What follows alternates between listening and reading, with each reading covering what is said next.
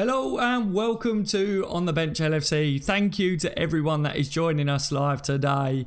I am joined by the Hoover Master Connor and by the ever knowledgeable and a very passionate Liverpool fan Mickey. Thank you so much to you guys for joining me on this live stream, and to you all that are joining us on the live chat as well. Later on in the show we will be taking the live call-ins from you fans, and I can't wait to get your views as well. But we need to discuss a certain team in this one. Yes, that's right, it's Chelsea. We played them the other day and we owe them one, don't we? Alright, so Liverpool versus Chelsea, Stamford Bridge, 5:30 kickoff tomorrow, ladies and gentlemen. We are going to get them back. We do owe them one. Thank you very much for joining us today. Let me just say hello to a few people in the live chat and then we will talk to Connor and Mickey. Thomas Billings with a boom. Ready, everybody? Fist bump to you all tonight. Boom to you, Thomas, as well. Your Neville Clone says hi. Mo Patel, yo, Daz, yo to you. Blue Tick, hello. Father Nature, I hope Virgil Van Dijk is fit. Yes, indeed, my friend. Satisfy says yo to you. On the Bench LFC, good to see you. A good welcome to you all. Gillian, DZB, the Angry Scouser. Thank you so much to all of you guys. Right, let's get cracking. So, Hoover Master, Connor, how are you feeling today, my friend? I'm good, thanks, mate. Just really looking forward to tomorrow's game and hoping that we can deliver revenge to Chelsea after what they did in the week. Yes, exactly. So are you feeling confident after, obviously, you know, that result? Is your confidence level still high or feeling a little bit different about it? Yeah, to be honest, I'm feeling more confident for this game more than I did in midweek. We got everyone coming back, hopefully everyone is fit, and hopefully we can beat Chelsea with our best 11. Yeah, I love it. And you've just said it, our best 11. I know Chelsea are going to have some of their best players back, but yeah, we're not going to worry about that, are we? Mickey, there's a big talking point today. Virgil Van Dijk, is he going to be fit? Is he going to be ready to play? We are going to discuss that on this live stream today. But Mickey, how are you feeling going into this, and how have you been today as well, mate? Well, to be honest, it's took me a couple of days to get over Wednesday because I feel a bit like it's been a bit like an Italian job done on us, if you know what I mean, from Sarri. They came there and they robbed us. Do you know what I mean? But to be honest, we were our own worst enemy. We missed our chances. Something we can't afford to do at Stamford Bridge tomorrow. Yeah, be a bit more clinical. We need to be defensively stronger. I mean, Eden Hazard, soon as he receives the ball, before he even receives the ball, someone's just got to take him out cleanly. Just don't even let him gain any momentum. You know, everyone at the moment, you saw it in the press conference, it was Eden Hazard. It's like, forget about Eden Hazard. We've got our best boys back. Hopefully Virgil van Dijk will be back as well. We've got an update there for you, ladies and gentlemen. But Mickey, you know, if they do look at this, that let's give the ball to Eden Hazard, then, you know, that might actually play into Liverpool's hands, because he's got a tactic for that one, surely, hasn't he? Oh, I listened to his press conference today and he was on about Hazard and he was very lyrical on how good Hazard was. But he was also saying that he's got a plan to deal with that if they go that route. Yeah, I think just pick him up and just drop him on his head or something. Just, you know, that would be a complete red card, but, you know, just take him out early. And I don't know, I just think put James Milner on him all game, Mickey. Yeah. To be honest, you can't. Moreno and Keita backed off from him. As soon as you back off from Hazard, you get him into his stride and he's going to kill you. Simple as. You can't give him that room at all. Yeah, I think that's the key to it. Don't give Hazard any room. Don't let him gain any momentum whatsoever. If they do think, pass it to him and let him do his thing, that is not happening in this game. It may be at Stamford Bridge. I don't care where it is. If it was on a school playground, he would end up eradicated. We just wouldn't take that, and I don't think Liverpool would at all. Connor, obviously with the Virgil van Dijk news today, he has travelled, ladies and gentlemen. He's travelled with the squad to London. He is going to have a last-minute assessment tomorrow morning before the game. He's still in a bit of discomfort.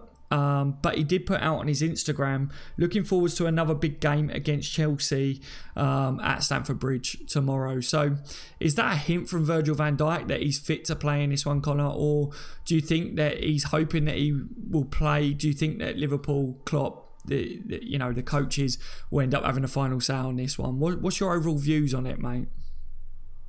I'm hoping that he plays, because obviously he is the person that controls that defense, and I hope that he can play. But if there's just a slightest doubt that he will get injured further, I don't want him starting at all or even playing. But if there is a slight chance that he will be fine through the whole game and beyond, I'm hoping that he can start and have a good performance for Liverpool.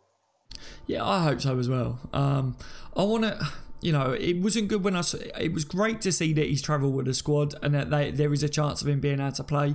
But I didn't like that I saw in the article that he's still in a slight discomfort, because I think Mickey had a point on it before the stream where he said that he doesn't want to risk him end up being out for a further 4 or 5 weeks. We've got some big games coming up. We've got Man City coming up as well, which... Mickey, you said that Kevin De Bruyne is going to be back in training, so could well be back for Liverpool as well, didn't you? Yeah, I watched the press conference today on Sky, and he starts full training after this weekend's games. So, I don't think he'll start, but he'll be on the bench. And it's like, I think he's a better player than Hazard myself personally, but it is frightening to think, because they are a great side as well. Add him into the mix and it makes them even better. Yeah. And he's good for the counter-attack, which is what they'll be doing at Anfield anyway as well. So, yeah, I agree with that one. So, yeah, no, I agree. If obviously it's a bruised ribs, and I've seen some different sorts of comments online, because I've seen people say there's no way Van Dijk is going to miss a big game like Chelsea with some bruised ribs. If he's going to miss a game, it'd be against Napoli. I've also seen other people say that,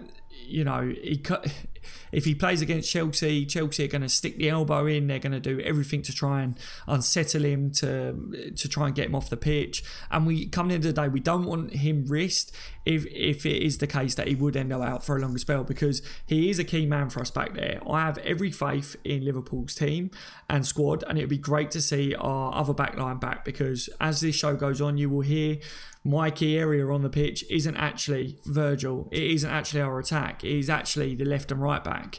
But we'll talk about that further on anyway. But he is a big part of that. And I think what we did lack against Chelsea in that cup game was leadership at the back. We're talking about the Eden Hazard dancing around the players and then scoring that goal. I think if you had a leader back there, he would have been the one that would have said, one of you get your foot stuck in there.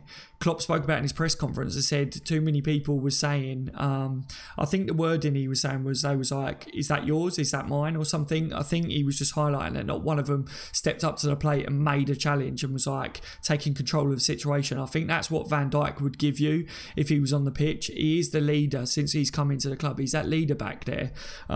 So he would be missed in that sense, as well as his presence, how good he is as a player as well. So he definitely is a bonus coming into this one, and I want him to play. I think he could make a difference, a massive difference.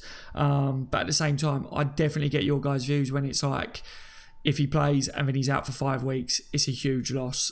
So let us know your views on that, everyone, in live chat. If you're watching this back on the replay, please leave a comment down below. Is it worth the risk? What's your views on it? Okay, it's a big talking point for sure.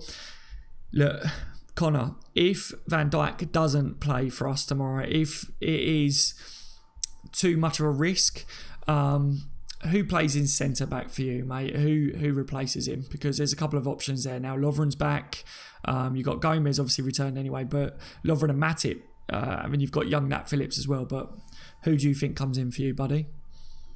For me, even though I do prefer Lovren, I would put in Matip and Gomez, because obviously they did play the last half an hour with each other against Southampton, and they looked pretty comfortable. And Joe Gomez was kind of the leader in that defence and doing the Van Dijk role, and I think he did a very good job. Obviously, it's a different team with Chelsea, but for me, Joe Gomez controlled that defence very, very well, and I think he could do it again against Chelsea. And yeah, for me, it would be Joel Matip over Dejan Lovren. Yeah, so Matip for Connor. Mickey, what about you, buddy? Who comes in and pairs with Joe Gomez if Virgil van Dijk's not in? Well, I'd say Matip as well for two reasons. He's a lot fitter than Lovren. So that was his first game back, really. So Lovren needs a couple more weeks, I think. That would be another reason. And the other reason is Giroud. And Matip will be able to handle Giroud a lot better than Lovren. Yeah, I think Tonic's just pointed this out. I think Tonic in the live chat says, if Virgil is out, do you think Matip is best because of Chelsea's aerial dominance? Giroud, Morata, Rudiger, Luiz. And Mickey straight away saying yes. It's definitely a big point there. Matip is very good in the air. You saw his first game back for Liverpool against Southampton. He scores as well from a set piece. So that's massive, isn't it? Oh, yeah. He's very good in the air. I mean, I think his on the floor stuff needs a bit of work, but his aerial ability is not in doubt. He is probably our best defender in the air, even better than Van Dijk. Ooh, that is a big talking point, ladies and gentlemen, in the live chat. Is Joel Matip better than Virgil van Dijk in the air? I don't know, Mickey. I don't know. I think I would say Van Dijk's better for me in the air, but you know, I get it. I think Matip is really good in the air as well. Connor, what's your views on that? Because I like that Mickey's just said that. I really like that. What's your views there? Matip, is he better in the air? Is he the best in the air for you in the squad? For me personally, no. I think Van Dijk is the best aerial winner for me. I think I would agree with Matip being second, but not first for me. Yeah, I think I agree there. I think Matip out of the others is definitely the next one that steps up. He's definitely good, very good in the air compared to the other guys that we've got. Ali's saying no. Tommy Walker's saying no as well. Shallow's got rib injury for Virgil van Dijk. Yes. It's... Mickey, obviously you're saying about Matip being the best in the air out the squad. Do you think there's much of a difference between Virgil van Dijk and Matip in that sense? He's slightly better in the air, but where Van Dijk is probably a better organiser, a better player on the floor, and also probably better at distributing the ball out of defence. So Van Dijk is by far a far better player than he is. I just think in the air, Matip seems to win more than Van Dijk, and Matip's more of a threat in the other box than Van Dijk is for set pieces. And we've seen that already this season. Well, he comes straight in and he scored a goal, didn't he? So, and what a goal that was as well with his head. You know, I love it. Absolutely love it. There isn't much of a margin there, though, Daz, but I've watched them both closely, and I just believe in the air that Matip is probably our best player in the air. Yeah, no, mate, I always respect everyone's opinions, and I love it on this channel where we get to discuss this as well. I said it before, on this channel, I remember before we signed Virgil van Dijk, we were all talking about we need a partner for Matip, and it wasn't a partner for Lovren, because Matip was the one that was winning everything in the air, and Lovren was poor at that point in time. And then Matip started getting injuries and everything was going to pot, and he just hasn't had the best time since then, has he? So I'm hoping that he does get back and them injuries start by, because I think if Joel Matip could get back to his best, I think we've got another quality defender there next to him. But I know that there's people out there that just don't like Joel Matip, and I respect that as well, guys, as always. The Kilted is saying Matip's form dipped, but he's still class. Yeah, as I say, hopefully he does get back to his best, guys. Chelsea's dominance in the air, as Tonic has said, it is going to be something that they're going to try and get at Liverpool. But if Virgil van Dijk is available for this one, we've seen that teams have tried to do that already this year and they've not been successful. So Connor, you know, if they try and do that, Liverpool deal with it well.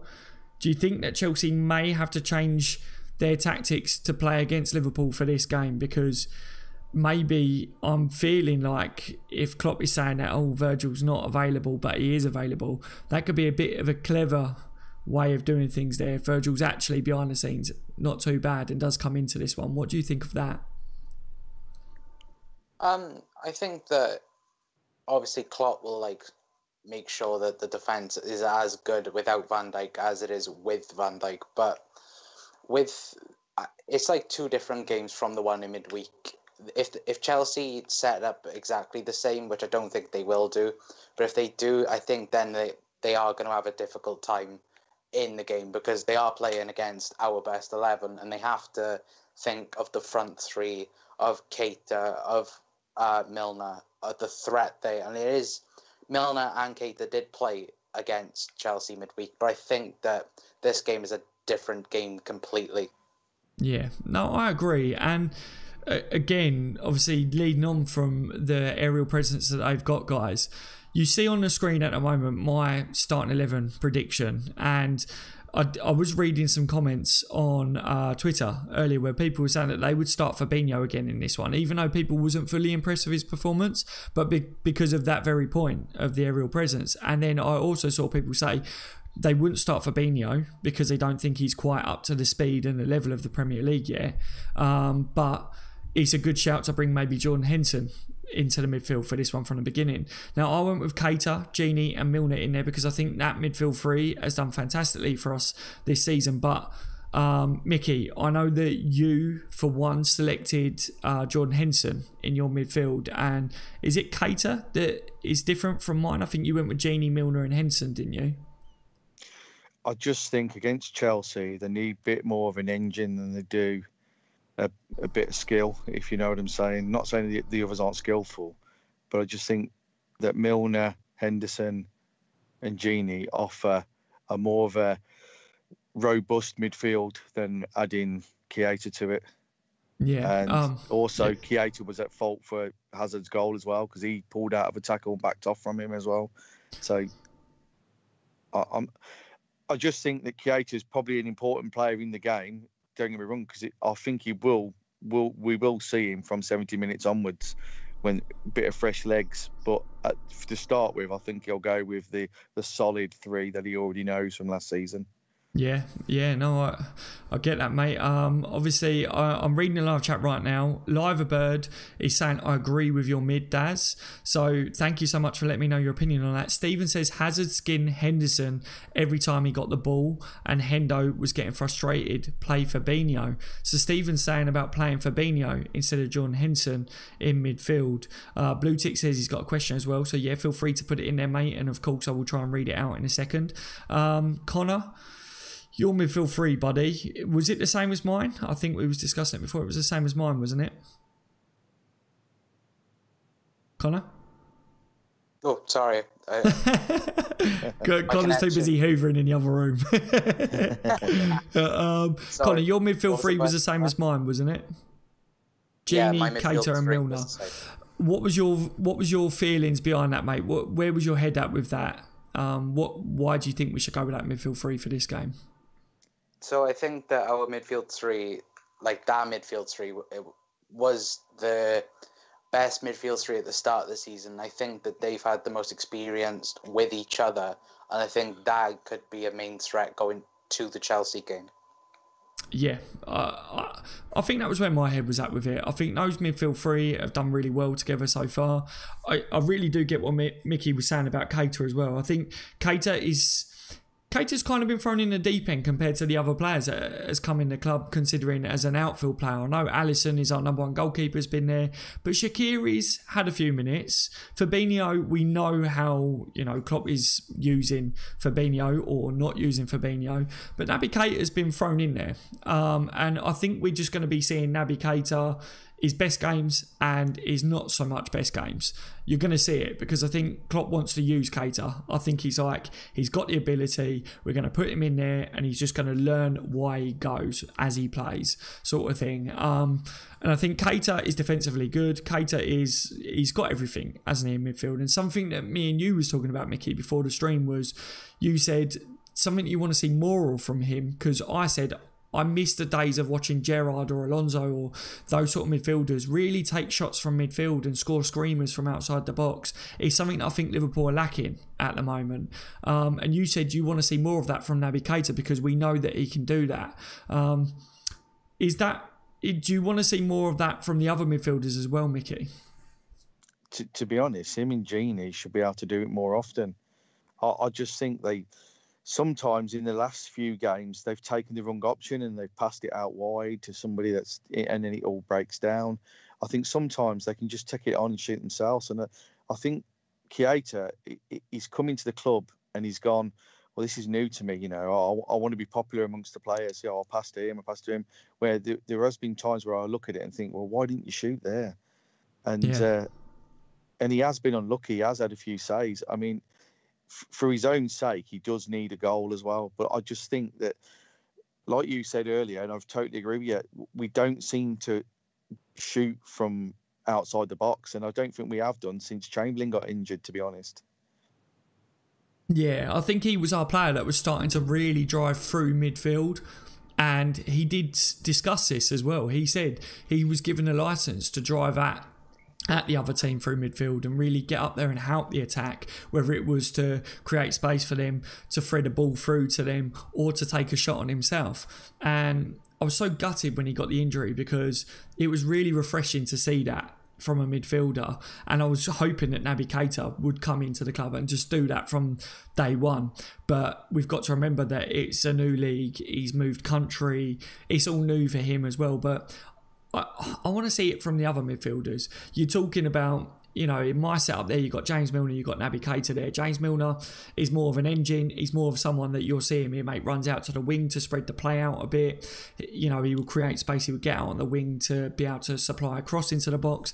So he's not doing that really. I don't see that as much of a role for him to take shots on. But James Milner's got a rifle of a shot as well. I could imagine James Milner picking the ball up around the outside of the box and putting it in the top corner. Colin, do you think that James Milner should maybe look to get in areas to receive the ball and try and put one in the top corner from time to time? Yeah, definitely. I think that Milner can definitely ping a ball in. If you watch a couple of his goals for Man City, he did do a couple of outside goals, I think. And just judging from his crossing a little bit, going back to we haven't got a good crosser. Against West Ham, he puts a few good balls in, and he's done that all season. And Milner, for me, is probably the most important part of that midfield three at the minute, where he can hopefully score goals, but he can also deliver and hopefully provide a lot more assists than he has done in previous seasons. Yeah, no, definitely, mate, definitely. The Kilty says, I feel Hendo has to start, Gini and Milner as well. So I'm seeing that midfield kind of pop up a few times in the live chat right now, because I think that is our experienced midfield trio there. You've got Legs, you've got Henson, Gini and Milner. You know what you're going to get with them. They're all workhorses. They know the Liverpool system inside and out. You know that they're going to work tirelessly in that midfield. I think people have said it before that you haven't really got a playmaker in there, but with that midfield three, they are going to outrun the other midfield. They are going to track back more than what the other team will be, and they are going to try and get up the pitch more as well. So they're going to work the Klopp system more than maybe when you have someone like Keita in there as well. At this point in time, obviously it will take time for your new players to come in and bed in. Shaqiri's a big player that I definitely think he looks like a Liverpool player at the moment, and he's the playmaker that everyone online is saying deserves to come back into midfield in this game. So, Mickey, is there a shout for Shaqiri to start in this game at all for you? He nearly made my team in the front three, but I just think Klopp's going to go with the usual three. Yeah. But from my own personal experience at Anfield on Wednesday, was Shaqiri was by far the best Liverpool player on the pitch. He just which looked he ridiculous. was in the first half against Southampton as well. Yeah, he looks like a Liverpool player now, doesn't he? He does. He looks like he wants to wear that shirt. He wants to play for Liverpool big time. He looks like a very excited kid on the pitch, working really hard. And that's no disrespect in that comment whatsoever by calling him a kid. I just mean he looks like a youth player that is working really hard to prove himself in the world of football. Not like a player that's had the experience that he's had, which some people said he's not going to work too hard when he gets into Liverpool because he's been there, he's done that, he's lazy. That's not what I'm seeing when I watch him play for Liverpool. Well, I'm going to make a massive bold prediction now. If we forget tomorrow, I think Shaqiri is going to score some very important goals in big matches. I'm down with that. I'll put my house on it that he will score some important goals. Yeah, no, I'm down with that. I think he's going to as well. Connor, what's your views on Shaqiri, my friend? Does he have any chance of getting into that team tomorrow, firstly, and your views on him in general? I'd like him to start, to be honest with you, but I think if we went with the same team that did play against Southampton, I think our midfield three would definitely be exploited. Not midfield three, midfield two would be exploited a lot down to Chelsea but I would like him. I'd like him to come on maybe 60 minutes, and maybe if we are lacking a little bit of creativity up front, hopefully he can come on and make more chances for the front three. Yeah, no, I see it. If you need a playmaker, you need some creativity. Shaqiri looks like he's that man from the bench now that we can call on, which is really good to see, because everyone was so disheartened when we didn't sign that Fekir or didn't sign that playmaker, but we did sign that playmaker. We signed Shaqiri, so hopefully he continues with what he's doing, because it's been so good to see him perform like this so far, and I think it's only going to get better as well. Like Mickey said, he's going to score some big goals for Liverpool, and Mickey's putting his house on it as well. So Mickey, there's a big statement from yourself there, but I really agree with you on that one. Blue Tick says, you won't find a player like Virgil Van Dijk at Liverpool and how he organises the defence. Collins Hoover is well and truly underway. You won't find a player like Virgil van Dijk at Liverpool and how he organises a defence. But the question is Virgil van Dijk a one-man player in a defence, not as a team, if you know what I mean? So, Mickey, do you want to answer that question? Can you just repeat? Because the line went a bit funny then. Sorry. Oh, it's Connors Hoover, as we call it. It's his computer. Right. So, Blue Tick's question is, you won't find a player like Virgil van Dijk at Liverpool on how he organises a defence. But the question is Virgil van Dijk a one-man player in a defence, not as a team, if you know what I mean? Does that make sense? Right. So he's right in a sense, and he's also wrong in a sense. Now, that doesn't make sense at all. I know it didn't. But yes, he is the perfect defender because he can do the lot, as I said earlier. Yeah. He does the lot at a very good standard, yeah. But he also what his best thing is, his most important thing that Virgil van Dijk brings to Liverpool is his organisation. Now he's taught the other defenders how to defend. You know, Lovren became a better defender since Van Dijk came in. Gomez has come a better defender since Van Dijk's come in. Yeah, we'll look at Matip, how he played in the first half against Southampton. It's got to all do with Van Dijk's up to the level in training and everything else. He's obviously talking to these young lads in training. And our defence, if you look at our defence from the start of this season to the start of last season, it's like a completely different team. And there's one difference, one player, Van Dijk. Yeah, definitely. Connor, your views? Connor is off again. I don't know whether he's playing on FIFA or not, guys, because Connor's just got FIFA, I think. Connor, you there, buddy? Connor. Oh, Connor. The wonders of the internet, Daz. Indeed. I think we've lost our Connor, ladies and gentlemen. I think we've lost him. Yeah, he's either off playing FIFA or he has gone off to do the hoovering. I don't know. Hopefully we find him again in a minute. Let me just make sure he's still in this call, actually, to tell you the truth, because I'm not too sure that he is. Let's get him. Yeah, I think he dropped out.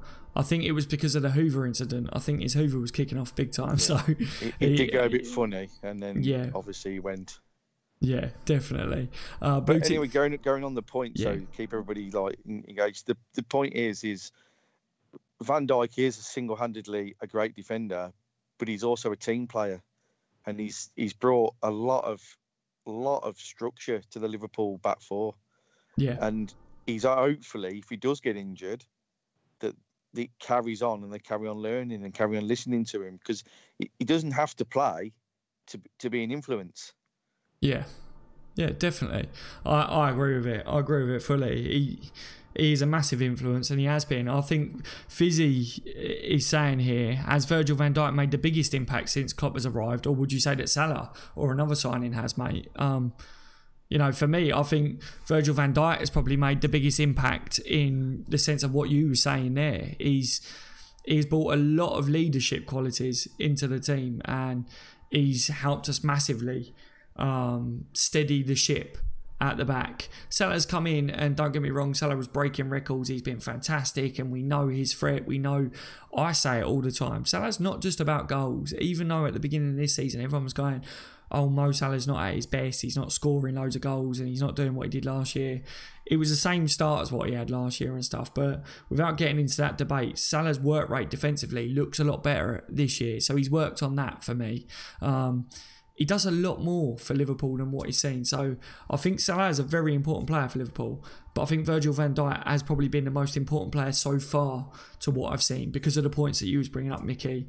I think that Alisson coming into the team is going to be a massive signing for us because I think the confidence, not just having a goalkeeper that, you know, is one of the best goalkeepers in the world anyway, but a goalkeeper that's come in that is full of confidence himself.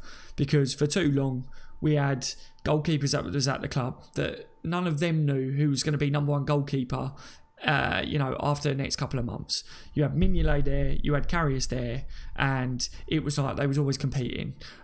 Within the next couple of months, one of them could be number one and the other one could be number two, and then that could have swapped. So now we've got a number one goalkeeper in there that, he is number one. No one else is taking that spot from him. And I think that has steadied the ship as well. So I think that is going to be a massive signing for Liverpool. I think you've got to look at players like Robbo as well. I've said it before. Yes, he may have only been 8 million or whatever it was that we overall paid for him. Doesn't sound like a massive signing, but again, steadied the ship. He's now captain of Scotland. He's another leader amongst the team.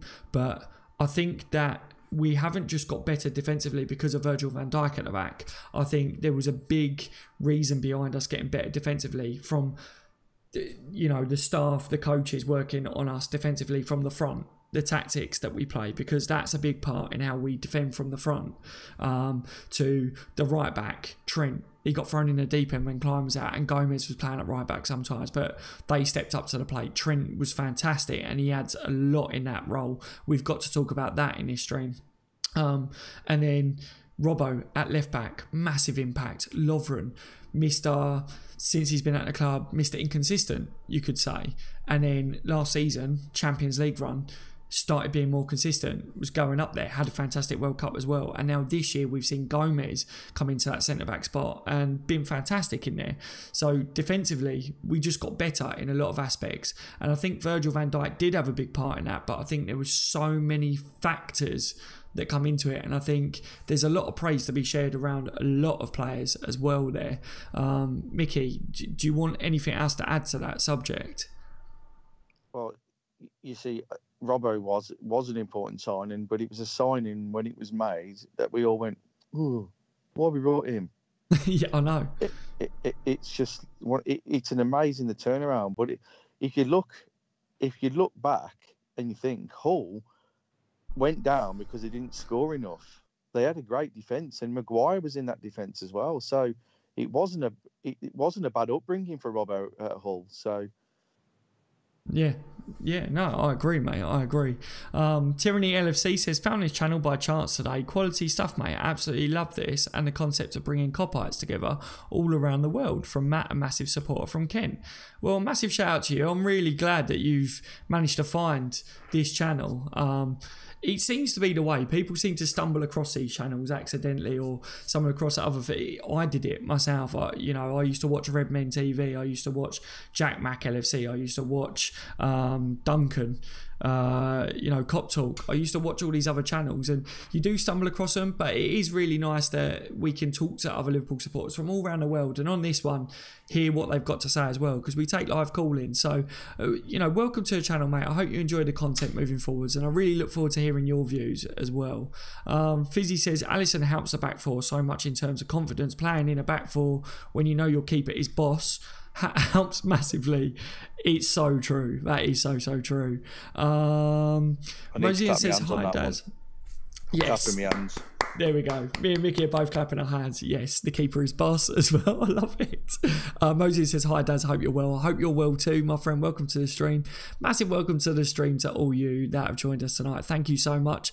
If you're enjoying it so far, then please leave a thumbs up and help us in that sense, guys. Okay, Fizzy says, angry, I totally agree, bro. The city centre, the docks are beautiful. Talking about Liverpool by any chance, are we? It's a gorgeous place to visit.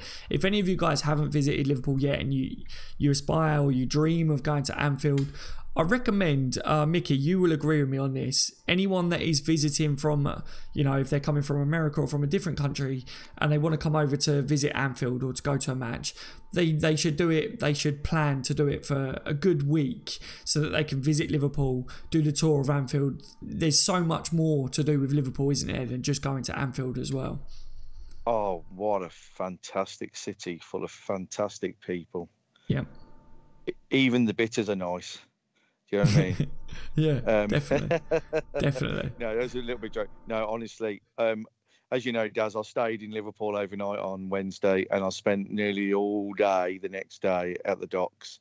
What a beautiful and peaceful place it is to sit there and just watch the ferries go across the water. Yeah. If you are going and you want to visit, I'd recommend a good 4 or 5 days there. See Anfield, but then see the rest of Liverpool, because Liverpool, there's more to Liverpool than just Anfield. It's fantastic, and it's also great for shopping at, Yeah, if definitely. you want to take your wives, they're not going to be bored. Trust me. No, but you're going to end up skint. Oh, yes. Dear. Yes. DZB's doing the Mexican wave. DZB, I've seen you keep doing the Mexican wave in there, my friend. Obviously, we was commenting, but I hope you're very good today. What else have we got? So, obviously, the front three is unchanged. I'm pretty sure that's the same with you as well, Mickey, isn't it? Like I said, I nearly put Shaqiri in for Mane. Yeah. Because simple fact is Mane's played every game. Yeah. But I feel, because it's Chelsea, but I will go. I know it's not for the stream now, but I reckon Shaqiri will play instead of Mane against Napoli. Yeah, I think so. Obviously, Mane was the one that played against Chelsea in the cup game. So I think that he gets rested against Napoli, to be honest. I think I agree with you there. My score prediction is 2-1. It's up on the screen, ladies and gentlemen. So please put your score predictions in the live chat now, so we can see that one. Mickey, what's your score prediction for this one, my friend? I'm going for a 1-0. To Liverpool, of course. To Liverpool, of course. And it's going to be close because they're two good sides. Yeah. I think they won't get as much room as they got at Anfield, because they did get a lot of room at that from our left back position. They won't get that in this one. It'll be tight. It'll be a great goal that scored. Yeah. I'm going for Joel Matip to header one in from a free kick. There we go. Our best header of the ball. If he does that, mate, you are going to call into the show on the reaction video and you're going to be like, I told you. But what I will say is, because I know Chelsea will drop more points than Man City during the season, if we get a draw at Chelsea, it's not the end of the world. It would feel like it, but I get it. Yeah, it will at the time, but when you look back over the season, I don't think at Stamford. I think if it'd been at Anfield, I would have preferred 3 points. But I'm going for a 1-0. If it's a draw, then I'm going to be down, because obviously I don't want us to lose any more points. Yeah. But we got to get it in our heads. Is we're not going to go, we're rubbish, because we're not rubbish. We're top of the league. Yes. A 1-1 draw. Remember, Stamford Bridge is not an easy place to go. It hasn't been for 15 years. And just because they've changed the manager in the summer, they've still got good players that won the league 2 years ago. I fully agree, mate. I fully agree. But I just think our momentum and everything else, with our fully fit team, and with Alisson in goal, I think we're all doing 1-0. And I think the key player will be Alisson, because I think Alisson will have to make more saves in this game than he has done in all the others put together. Yeah, no, I think that's a great valid point there. Alisson as Mickey's key man, guys. Yeah, brilliant. Connor says, so sorry, guys, had a power cut, had to hang off the call. Not a problem at all, Connor. We just thought you was busy hoovering, mate. We heard the hoover kicking in. I didn't even know you were gone, to be honest. I was talking away and I asked you a question. I was going, Connor, hey, Connor. Right, score predictions are in the live chat. Junior says 3-2 to Liverpool. Thank you so much, sir. Monis says 3-0. Blue Tick says 1-1. So Blue Tick, Mickey, is interestingly going with a draw, which you said you would take that. Wouldn't be the end of the world. So yeah, Blue Tick's on that as well. Ali's got a 3-1. So, you know, Monis, he's going 3-0. So Monis is going big with a 3-0 prediction. I've gone with a 2-1 myself. I think it's going to be close. Yeah, as you said, it's a tough ground to go to. We saw that their squad depth is a good squad depth as well. Yeah, I think it's going to be a difficult game. I really do. I'm confident that Liverpool can rise above this. I think Virgil Van Dijk being fit for this game is going to be a big factor for us as well. But Junior's got 3-2 prediction to Liverpool. So Junior thinks we're going to see quite a lot of goals in this game, Mickey. You said 1-0 for yourself. Is there any reason why you think there's only going to be one goal in it? Can you see that this game could open up at any point in that game though, mate? Obviously 1-0 prediction, but do you think that it could go the other way and that we could see a Junior prediction?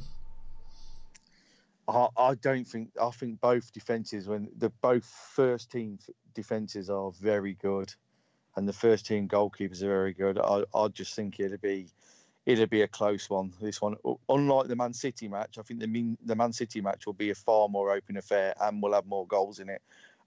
I believe it's a bit like last season. They scored one goal and won 1-0. Whoever scores first will win. That's my worry if they score first, because it will make it an uphill task then. Yeah, definitely, mate. Definitely. Richard Fink is in the building. Good to see you today, Richard. He says, hello, loves. Good evening, Richard, mate. Loverbird says, oh, thanks. You'll never walk alone. You'll never walk alone to you as well, buddy. Just imagine we win against Chelsea, Napoli and City. Damn. Yeah, I would love it. I would love it. The one thing that I really don't want to imagine right now, I'm not even going to say it, but if the worst outcome was to happen on Saturday, tomorrow, then I would be very, very upset, because Mickey, I don't think I can take 2 in a row right now. I think the main thing that it is for me is just we're so not used to losing, are we? We're just not used to losing anymore, and that just goes to show how good Liverpool have been, isn't it? We've been top draw, haven't we, recently? Yeah, we have, and losing hurts more now than it used to, if you know what I'm saying. It just... You know, it was a League Cup game, which normally years ago we would have gone, oh, you know, it's only the League Cup, you know what I mean? But now that hurt. Yeah. And like I said, it took me 2 days to think about it, and I was trying to find excuses, you know, for losing, and that's a sign of, God, we're turning into bad losers. But bad losers means the team's doing well, so I'm not really bothered about that. Yeah, no, definitely, mate, definitely. What have we got else in the chat as well? I see people asking if I'm taking a call. I think, yes,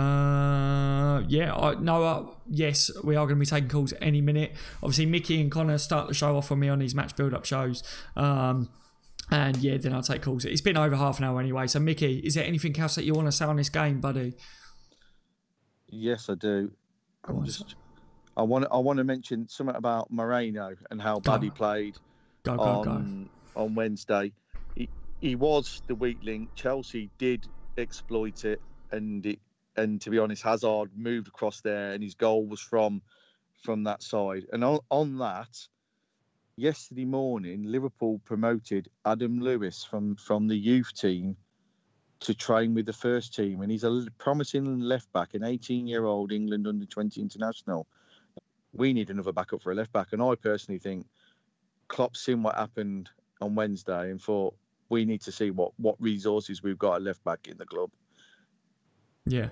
It was a big talking point. We were talking about it before the stream, and you said about that to me, and I was going, wow, that does definitely mean that Klopp looked at that performance and was like, Moreno, he's not good enough, which a lot of people were saying not good enough for Liverpool. And I said, it's not about throwing players under the bus or whatever, but if Klopp has looked at that now and gone, we need to bring this youngster up into the first team, Klopp has obviously gone, enough's enough. Moreno's not good enough for coming in and backing up Robbo. So it's a massive thing, Mickey, isn't it? That it's a big step for Klopp taking that. And could this now be the beginning of the end for Alberto Moreno? It could be, because if Klopp's looking at a youngster, to be honest, I don't really know much about him, but I'll guarantee you over the next few weeks we'll know quite a bit about him, because obviously it'll be talked about quite a bit more. It's gone under the radar a little bit, this has, but he definitely is a real thing, and he definitely has been promoted to the first team. You don't get promoted to the first team for no reason. No. Klopp will never admit it's because of Moreno, because obviously he has to protect his own players. He's not Mourinho. He doesn't throw his players under the bus, and nor should, and nor should we, to be honest. But if he's looking at this, it's obviously a problem. I personally believe that in the summer, Liverpool will address the left-back position. Now, everyone's going, what about Robbo?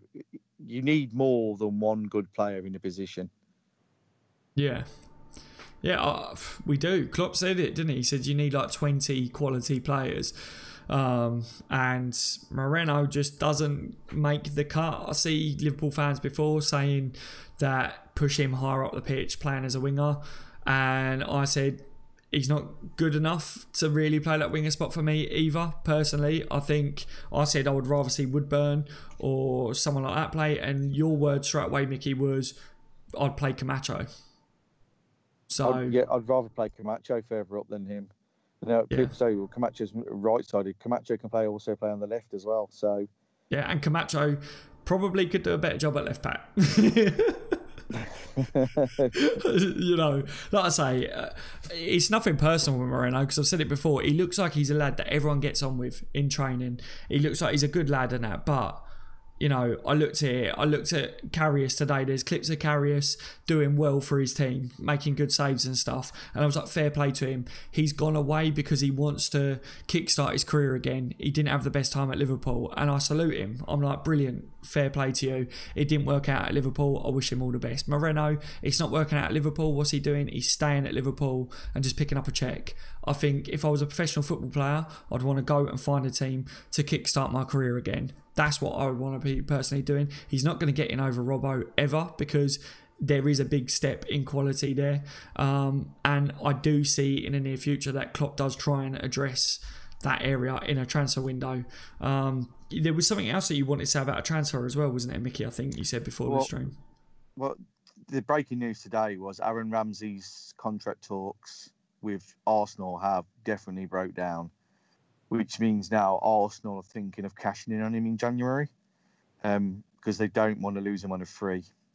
This has happened to Arsenal quite a few times over the last 3 or 4 years. Yeah. And I know for a start that Liverpool were big on Ramsey in the summer. I think Liverpool may put a cheeky small bid in January, because obviously 6 months left. The price, look at the Sanchez, 60 million in the summer, 30 million in January. So I think we could pick him up for a Shaqiri price, 15 or 16 million. What's your thoughts on that? He's a goal scorer, injury prone. You said it, I think when I said to you before about it though, you said Arsenal players are injury prone and can go away from Arsenal and end up doing all right and playing a lot. But I don't know. I don't know with him personally, mate. I don't know whether I would take him. I think he's a good player. He's definitely a goal scorer from midfield. It's something that we do lack, but I think if we got him in, does that then mean that Adam Lallana leaves? In your head, what would your views be on that? Well, I'm not quite so sure that Adam Lallana leaves. Because I'm just looking at where we would fit him in, because I still feel like there is room in midfield for another player. But does Klopp look to get him in, or does he look to go after someone that we was looking at before, like a Fekir down the line, that esque of a player, if that makes sense? I don't know, because I always felt like maybe someone like Lallana or that would end up leaving shortly, because one of them players is going to end up unhappy with game time and wanting to move. See, Ramsey's a completely different player to Lallana. Ramsey's more of a box-to-box player. but he's a good finisher. And I think in our system, he'd score a lot of goals. Now, I'll explain everyone what I think about Arsenal. There's a lot of Arsenal players that have been injured the whole Arsenal career, played about 30 games in 3 years. They go away and have full seasons everywhere else. There's a problem with that backroom team at Arsenal where the players keep getting injured. I know he's out now for a year with a knee injury, but just look at Chamberlain. Never, ever, ever had a full season at Arsenal. Was always injured. But he came to us and he had a clear run-in. He also said himself, I'm a lot fitter now than I was at Arsenal. There's something wrong with the fitness and the coaching and the physios at Arsenal. And it's a known fact. Because all has gone away and he's fit now. There's quite a few players that never got games for him, good players. But I think Ramsey would suit our style of play. He could be an impact sub more than anything else, because his best games for Arsenal, in my opinion, is when he's come in as a sub and he's changed the game. Yeah. I don't know what they're doing to their players there. I really don't. Yeah, for me, mate, like I say, I think it might come down to the fact that to be honest, I haven't really watched a lot of Ramsey. I know he's a good player that can score goals, but at the same time, I don't know. I look at the world of football out there and I just think, can we get someone else that would for that price be better? I think that would be the problem, isn't it? Is getting that price. The thing with that is, same Shaqiri, the minute you buy him and sign into a 5-year contract, he's immediately worth treble. Yeah. So it's a no, to me, it's a no-brainer. You could have him for a year and a half and sell him for 30 million. Yeah, what's your views on this, guys? Obviously, give your views. I see people in the live chat, live bird, saying Ramsey's injury prone. No thanks. If we let Lallana go, I wouldn't mind Ramsey as a replacement, says Fizzy. So there we go. Fizzy saying, obviously, if Moreno does go, then there's room for Ramsey to come into the club. Paulie saying Moreno is trash, Daz. Yes, Paulie. That may be even an understatement. I don't want to bash him. I didn't promise I wouldn't bash him.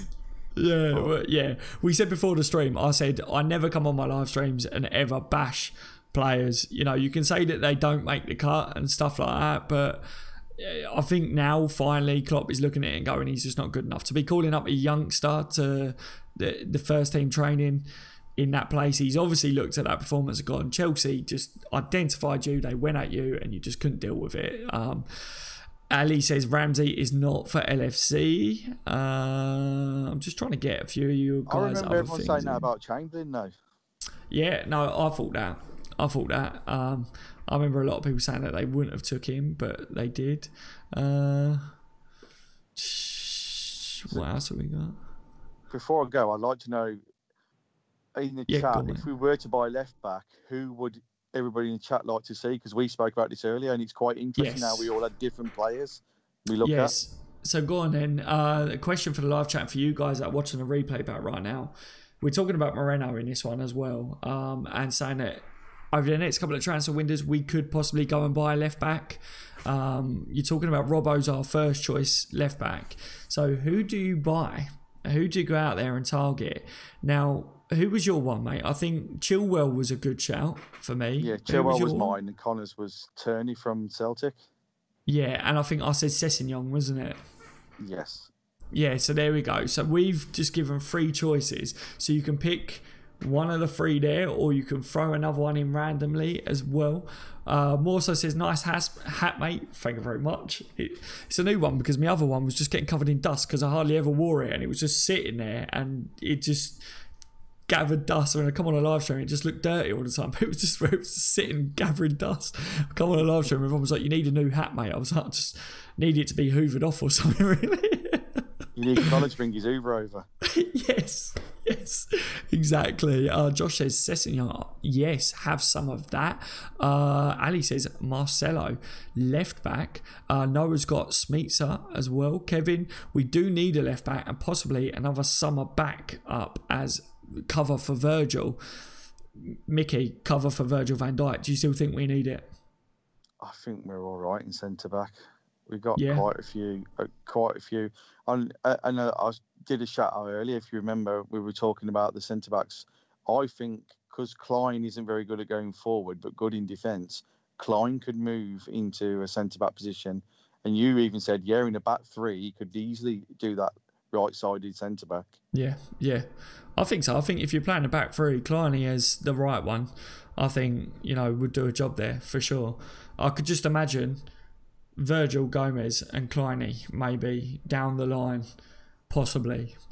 Just a test run in a game, see how it worked. I mean, it could be an absolute shambles, but it could be a striker genius, couldn't it? If you ever wanted to play with three at the back, it could end up being the best thing since sliced bread. DZB says Bertrand does. Josh says Bertrand's not a bad shout either. Forgot about him. Yeah, Bertrand's a good player, mate. He is a good player. Junior's got Chilwell. He's gone with Chilwell. Bjorn's saying Chilwell as well. That sounds weird. Chilwell as well. That's a bit of a mouthful, I'm not going to lie. Shallow says Liverpool to complete Brazilian team, just like Wolverhampton. So Liverpool so target Marcelo, in my opinion, because we got Alisson, Fabinho and Firmino. Yes, not a bad shout. What else have we got? Angry Scout says you're never getting these types of defenders to be bench warmers for Robbo or Trent though. He's got a good shout there, to be honest. It's about whether they would be... that though, the only one I think that would possibly come in is the geezer from Celtic, Tierney. I know he's playing at Celtic at the moment, but he's coming into the Premier League, and he might believe that he could take Robbo's place as well. Do you not think that Sessegnon might be that player that would possibly play backup as well down the line? I told you, Sessegnon's future is not at left back. His future is at left wing. So you could say to him, come join Liverpool and we could use you when, he could be used quite a lot, because we could say when we need cover for, say, Mane needs resting or Robbo, he would actually get quite a lot of game time switching between the two, I think. That's not a bad shout, but I don't think Sessegnon will probably move to become backup. I think Angry Scouser does have a massive point there. Yeah. But there is a lot of left backs out there. I don't think Bertrand would join us, because the reason he joined Southampton because he wasn't first choice at Chelsea. So. Yeah, he's going to spit his dummy out and wouldn't come to us, I don't think. There, massive talking point, guys. Right, Mickey, I'm going to have to take some call-ins because we've been going nearly an hour. Perfect. Thank you so much for calling into the show tonight, buddy, and giving us your views on this game for sure. It's been a pleasure having you on tonight, mate. All right, thank you, and I'll see you all in the chat in 2 minutes. Definitely. Speak to you in a bit, mate. All right, thank you, Mickey, buddy. Bye-bye. Brilliante. Right. Let's get this little badge up here. Badge. The lines are now open. We ended up getting onto the topics of, obviously, left backs and stuff like that. So Mickey stayed on there for that one because he said that he wanted to talk about that before the stream went live. So, yeah. Obviously, lines are open. You guys can call in and have your say on the game against Chelsea. Yes, I'm feeling confident for it. I really am. I think we just bounce back. It's our perfect chance to get a quick reaction against Chelsea, doing back at their ground. Mickey straight in the chat. Hey chat. Ali says, Daz, have you still blocked me? Oh, you mean on Skype? Well, I kind of had to do that because you just kept ruining the show, didn't you? So DZB's got my prediction. It's 3-1 LFC and the Mexican Wave. 3-1 score prediction. I say mine's 2-1, so yours is so close to mine, but you're a bit more confident than me, DZB. I think the only reason I went with a 2-1, guys, is because I just think being away, being at their ground, I'm looking at, is Virgil going to be fully fit in this one? Is he going to play? Are they going to try and give him a dig? I don't know. LFT channel says, yo, my friend, how are you today? Thank you for joining me, everyone. If you're liking the content today, please leave a thumbs up for me. I really appreciate it. Thank you to those that have already as well. Like I said, the Skype lines are live. If you want to call into the show, then have your say. You're damn right. Yes. Shallow says FIFA Ultimate Team is about fitting into the team. Yes, totally agree, but how could he fit in as a backup, says Josh. Was you talking about Sessegnon there, maybe? Might be. Sessegnon is a winger in the future, says Josh there. Yes. I think my way of looking at it would just be to say that he could get, game time by switching between the left wing, left back role. That's my look at it anyway. Ali says, imagine if Ramos came. No. I wouldn't take him. I don't think Klopp would take him either. He can stay where he is, can't he? The only way I would like to see Ramos in the Premier League is if he goes to play for Man United, because he would suit them perfectly. And we can smash him when we play him, because Man United are a sinking ship and we can have them all the time. That's so funny what's going on there, isn't it? Ramos is past it, says Josh. Yes, agreed. As we got, Connor says, Power is back again. Sorry for having to go. I hope everyone is having a good night. Connor, you don't have to apologise, mate. I'm just glad that your power was back for you, buddy. Here we go. Got to call him. Bada bing, bada boom. Hello. Hi, Daz. Hello, Fizzy, mate. How are you doing tonight? I'm good, thanks. And yourself? Yeah, I'm very good, mate. I'm better now that you've called in as well. Cheers, thank you. How are you feeling towards this game, mate? Score prediction, your views on it. The channel is yours, buddy. Yeah, so I think we'll win the game 2-1 narrowly. Yeah. I don't think it'll be an easy game for us. I think going to Stamford Bridge is always hard and it'll be tough for us. And I just feel like we should still be relatively confident because we won our first 6 games. So we still should have that confidence because the players will be coming back in. They would feel like they haven't lost a game. So I think there wasn't many first teamers out there on Wednesday. I think it was only Milner,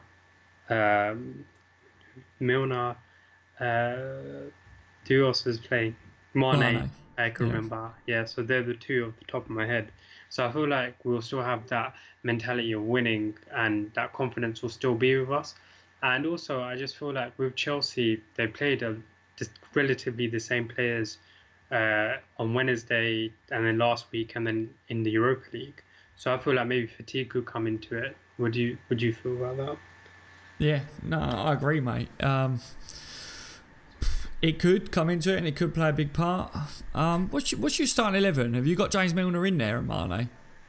Yeah, I would go with Alisson and then normal back 4, Trent, Gomez, VVD and Robbo. And then I would actually go with Henderson, Milner and Ginny. And then the front 3, Mane, Salah, Firmino.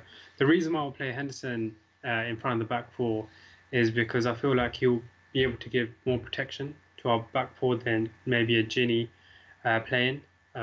So I feel like with Henderson, he'll be able to help us in the midfield and to break up the play because Chelsea are quite deadly when they're counter-attacking, especially when they've got Hazard on the wing. And I feel like it'll be Willian playing as well. So I feel like we need someone in there who's going to be able to make a tackle. And that's something Keita didn't do on Wednesday. I feel like with Keita, especially for the Hazard goal, he could have just taken him down and given away a free kick because when he was on that right wing, Hazard, he wasn't really going anywhere until we turned Keita. And then he was one-on-one with Moreno. He nutmegs him and it's in the back of the net. So maybe I feel like with Henderson, he gives us a bit more solidity. And he knows when players do get into that dangerous area, he would either make a tackle or draw a foul. And I think he'll work really well with Milner.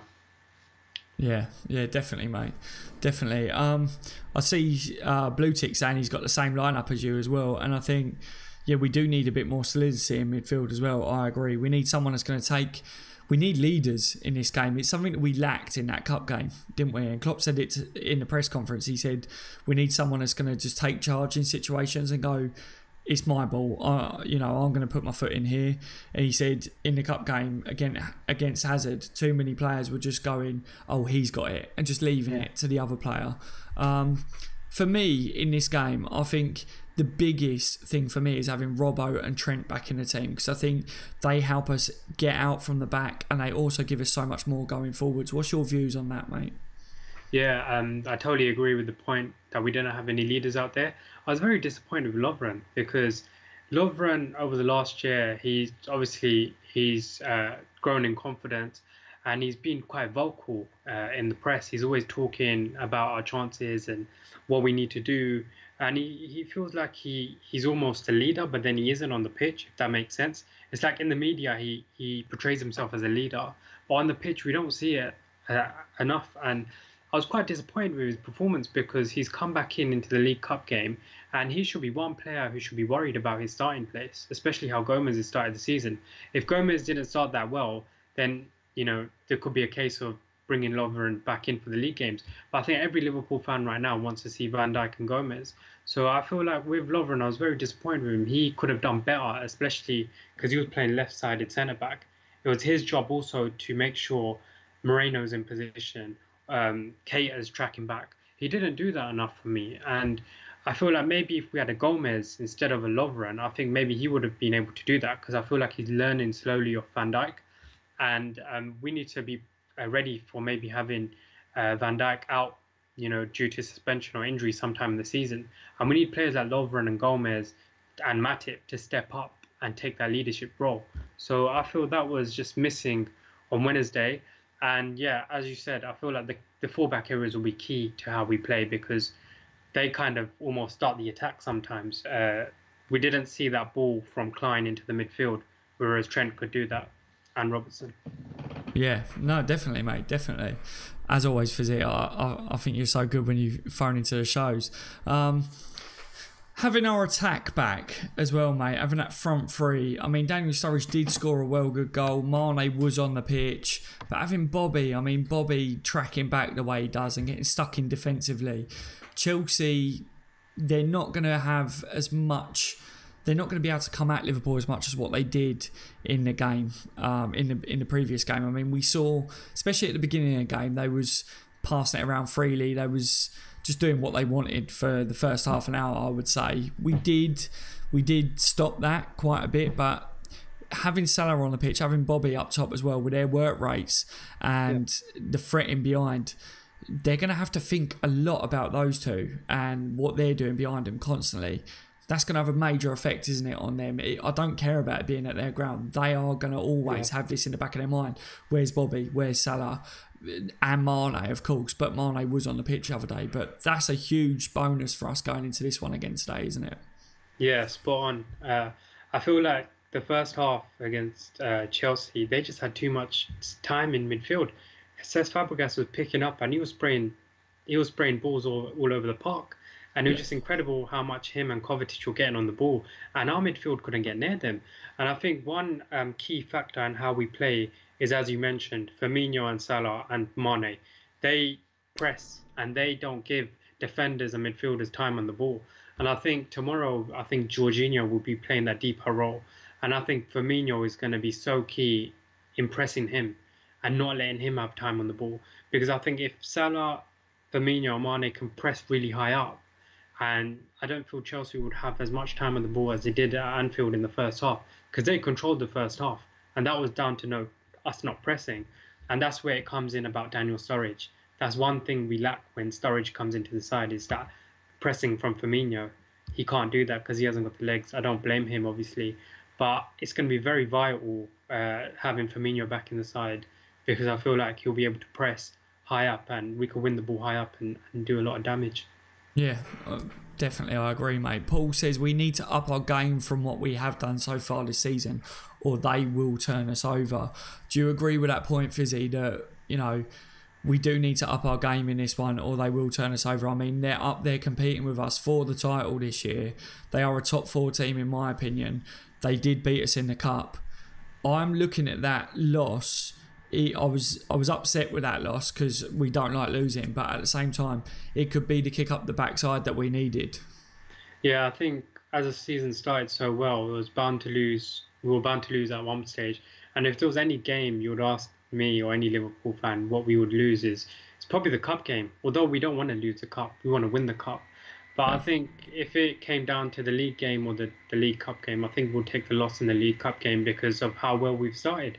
I think if we didn't start as well, I think maybe the cup might have taken a bigger priority because, we might have had a chance of winning it. But I think it's a big fixture tomorrow. And I think the players need to, I think it'll bring us back down to earth in a sense, because it would kind of take away complacency, one. And I think, two, it would make sure that we're not taking Chelsea lightly, because I feel like if we would have won on Wednesday, maybe we'll be coming into this game relaxed and thinking, it's only Chelsea. We done them over at Anfield in the cup. This will be a piece of cake. But I don't see it that way. I think maybe it could be a blessing in disguise. We lost on Wednesday.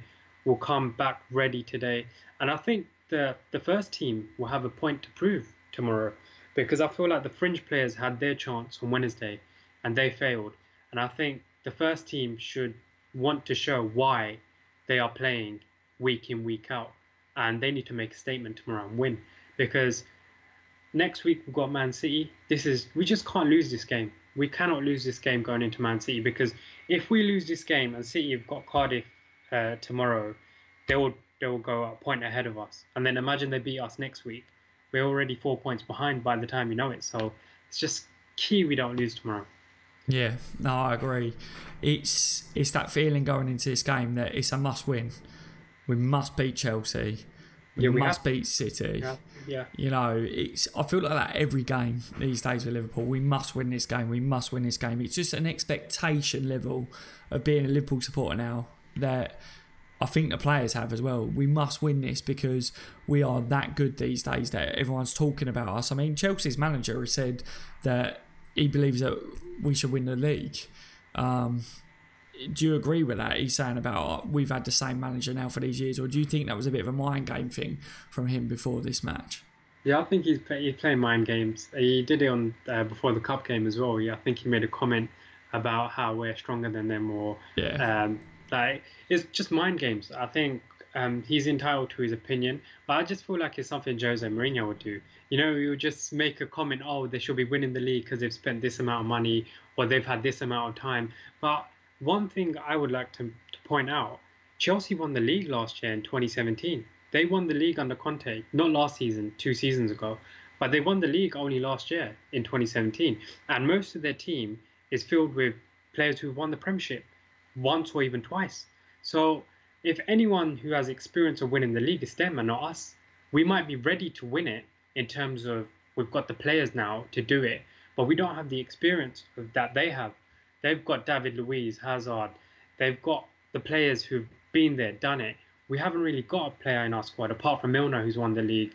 We don't have that experience of a title run-in. So I think it's a bit...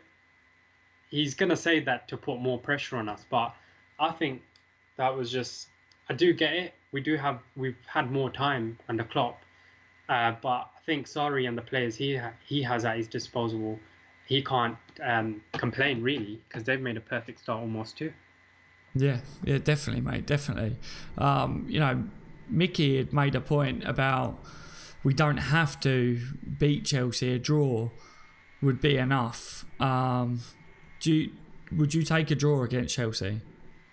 No, I wouldn't, because I feel like it would put more pressure on us to go and win against Man City, because I think because if we draw tomorrow and City win, they're level on points with us, and I think potentially they could go above us.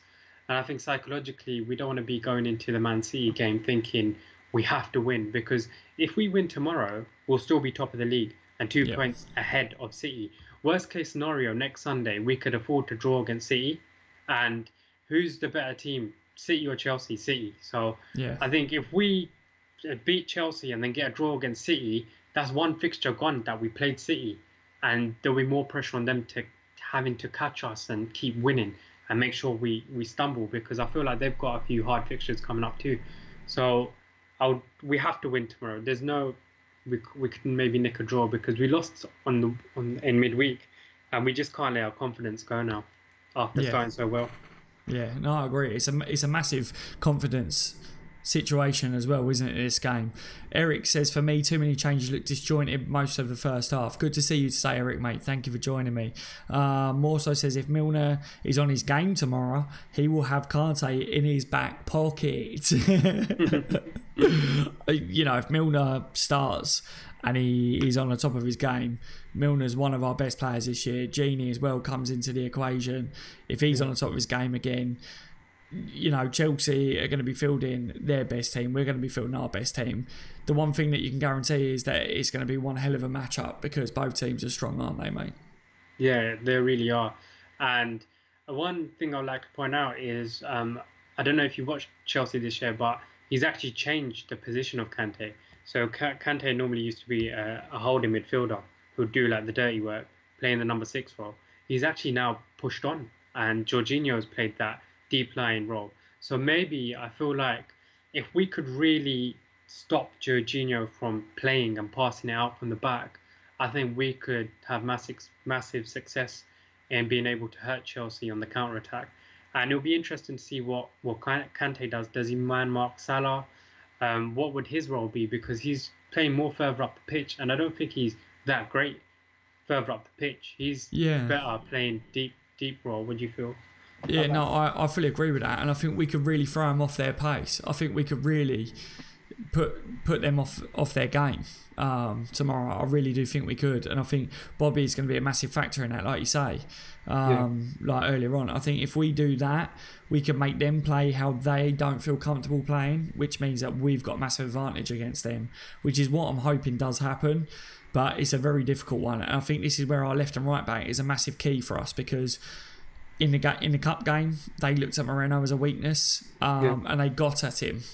But in this one, they're going to be looking at Robbo and Trent and going, we can't press at these, because if we do, we're going to get hurt straight away from these guys. So that's going to be a major factor for me. Yeah, I totally agree. I think with our fullbacks coming in now, I don't feel like they'll be targeting anyone. They won't. If it had to be one of the two, it'll probably be Trent, because he's a younger fullback. But with Gomez on that side. Yeah, so they could maybe target our right side, and that's their left side, and consequently Hazard plays on the left. So it'll be interesting to see that battle on our right and their left. So maybe Milner might need to play right side in midfield, so he could maybe cover Trent as well and provide him with double protection, so he doesn't be left alone, because Salah plays right wing, but he plays really high up, and and he comes back now to track back a lot. But maybe at times when we're higher up the pitch and Salah's not able to cover back, then maybe Milner might be able to fill that role. And touching upon fullbacks, I feel like we could have a lot of joy on their left-hand side, which is our right-hand side, because Marcos Alonso, he plays like a wing-back, but he's actually a fullback, and he leaves so much space in behind. I watched the game against West Ham. They played Chelsea-West Ham, and he was bombing forward, but West Ham didn't have the quality to hurt them. Maybe if they had an Arnautovic or someone, it could have been a different story. But they were leaving a lot of space on their left-hand side, and I think that's where a Mane or a Salah could really, really hurt Chelsea, because Marcos Alonso isn't great defensively. Yeah, I think we can really get at them, mate. I really do. And I think what you've just highlighted there could be another part of the key areas there, or maybe Trent running into that space, because we saw against them in the Cup, Klein got right up into that advanced role and he got a lot of space up there, but Klein isn't the most attacking right back. So I think it is an area that we did look at tactically that we could get at them, but Klein just didn't use it right, well as I think Trent would. I think Trent is just a bit more better attacking wise, like we've said before.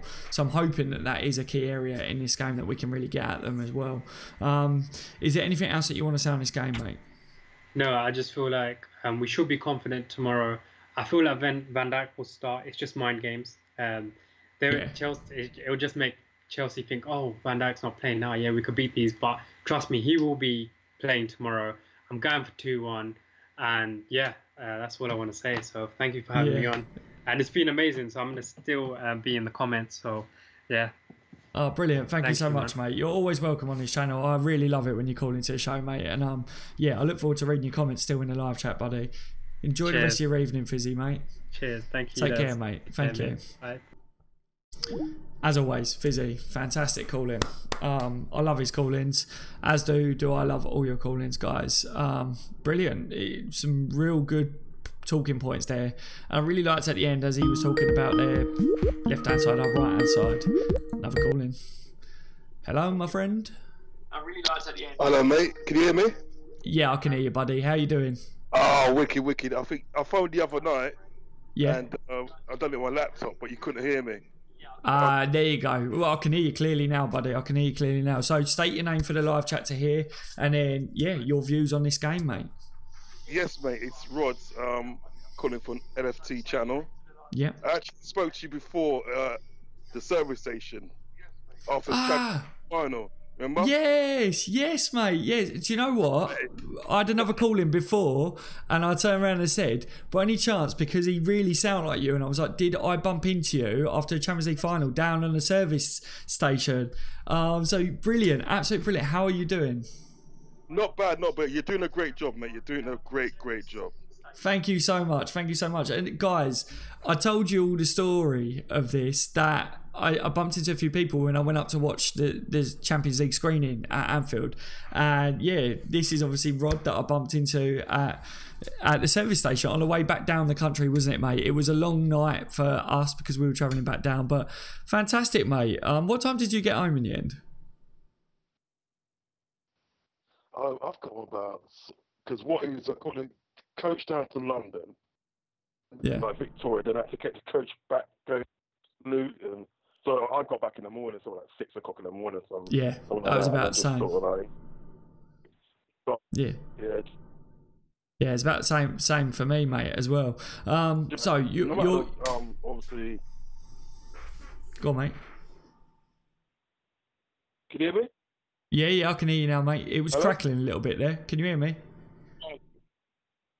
Yeah, hello? I'm good. Listen, I wanted to say was like just a bit about the other night, and I want to say about this game here. Yeah. The only thing about the other night that I sort of like was cheesed off about was the referee. I didn't think the referee that game right. I mean, because the on the free kick, what they got was not a free kick. Now, when you got a team like Chelsea and you give them that little chance to get back into the game, do you know what I mean? You're fighting an uphill battle from there. Do you know what I mean? Because I always thought, when Hazard come running in, I always thought the defenders was too scared to even touch him, because I thought if they touch him, they're going to give away a penalty and, they score. Do you know what I mean? Yeah. I thought... Hello, mate. Hello. Connection's gone. Hello. Rod, you there, mate? I'm here. It's gone. Rod, mate, the connection, if you're able to watch this live stream now, connection, it was very crackly and it's just cut out, mate. Oh God. Hello. Connection, it was very crackly and it's just cut out, mate. Hello, mate. Oh God. Hello. Hello, mate. Can you hear me? Hello, mate. How are you doing, mate? Obviously announce your name for everyone in live chat to hear, and your views on the game, my friend. Yeah, my name's Matt Tierney. I'm from Kent. Nice to speak to you tonight, Matt. I'm glad you found the channel, by the way. I saw your comment in the live chat, and you're close to me, mate. You're close to me.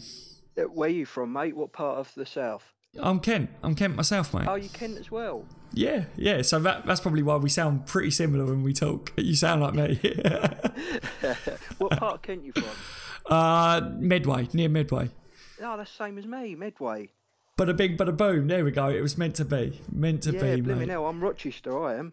You're very close to me then, mate. It's mental, isn't it? Blimey hell. It is. Right, your views on the game, mate. Your views. Yeah, basically, it's keep it short and sweet. I just wondered what you thought of Daniel Sturridge. What your thoughts on him are, really? To be honest with you, I think the way we're playing him and the way we use him at the moment is absolutely brilliant. He's a quality player.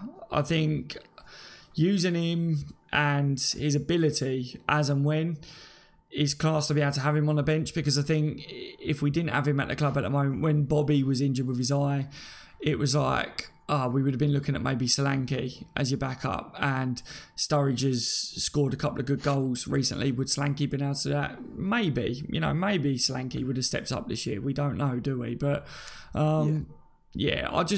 if you overuse Sturridge, I always have that concern in the back of my mind. Does he end up injured? And how long will we have him available? And, I just feel like we're never going to see that Daniel Sturridge that we did have when he was banging in all them goals with Suarez. And, he's never going to be a full starter every week again, is he? Because Bobby's our main man. But what's your views on it, mate? Well, I think he's world class on his day, isn't he? Yeah. You know, he's got that quality. I mean, I was at the game on Wednesday night, and yeah, he missed a sitter, didn't he? But you could see his quality. He was there to see. Like, even I think Klopp's got him sort of pressing more as well, whereas before he was he could be accused of being a little bit lazy and things, couldn't he?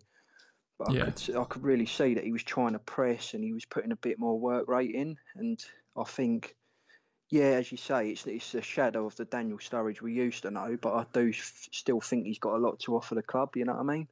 Yeah, no, I do as well. I think for me, I think it was just he had to go away and he had to be honest with himself and realise what he can and can't do these days, because I felt like he had this, I'm the main man, and he was our main man, but all the time he was getting injured and not available all the time, he was never going to be our main man consistently. So that was where Bobby's now our main man, and it was like, I'm just happy that he's now come back to the club, and it's obvious him and Klopp have sat down and had a discussion, and it just seems like they're on the same page now. And that's really good to see, because if that is the case and it continues like this, I think he can give us quite a lot going forwards in this role that we're seeing him play now.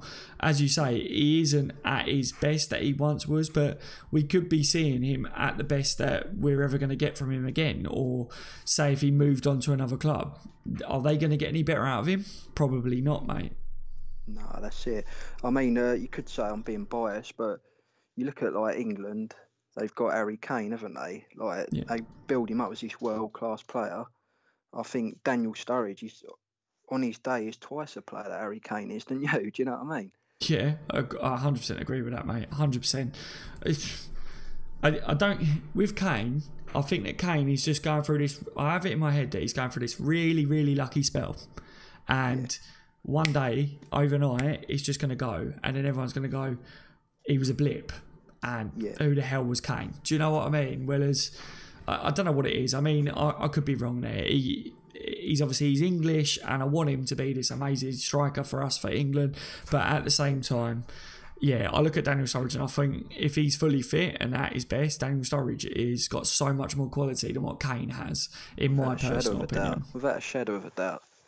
Yeah. How are you feeling going into this game, mate? Are you confident? Are you a little bit more weary now with the result the other day?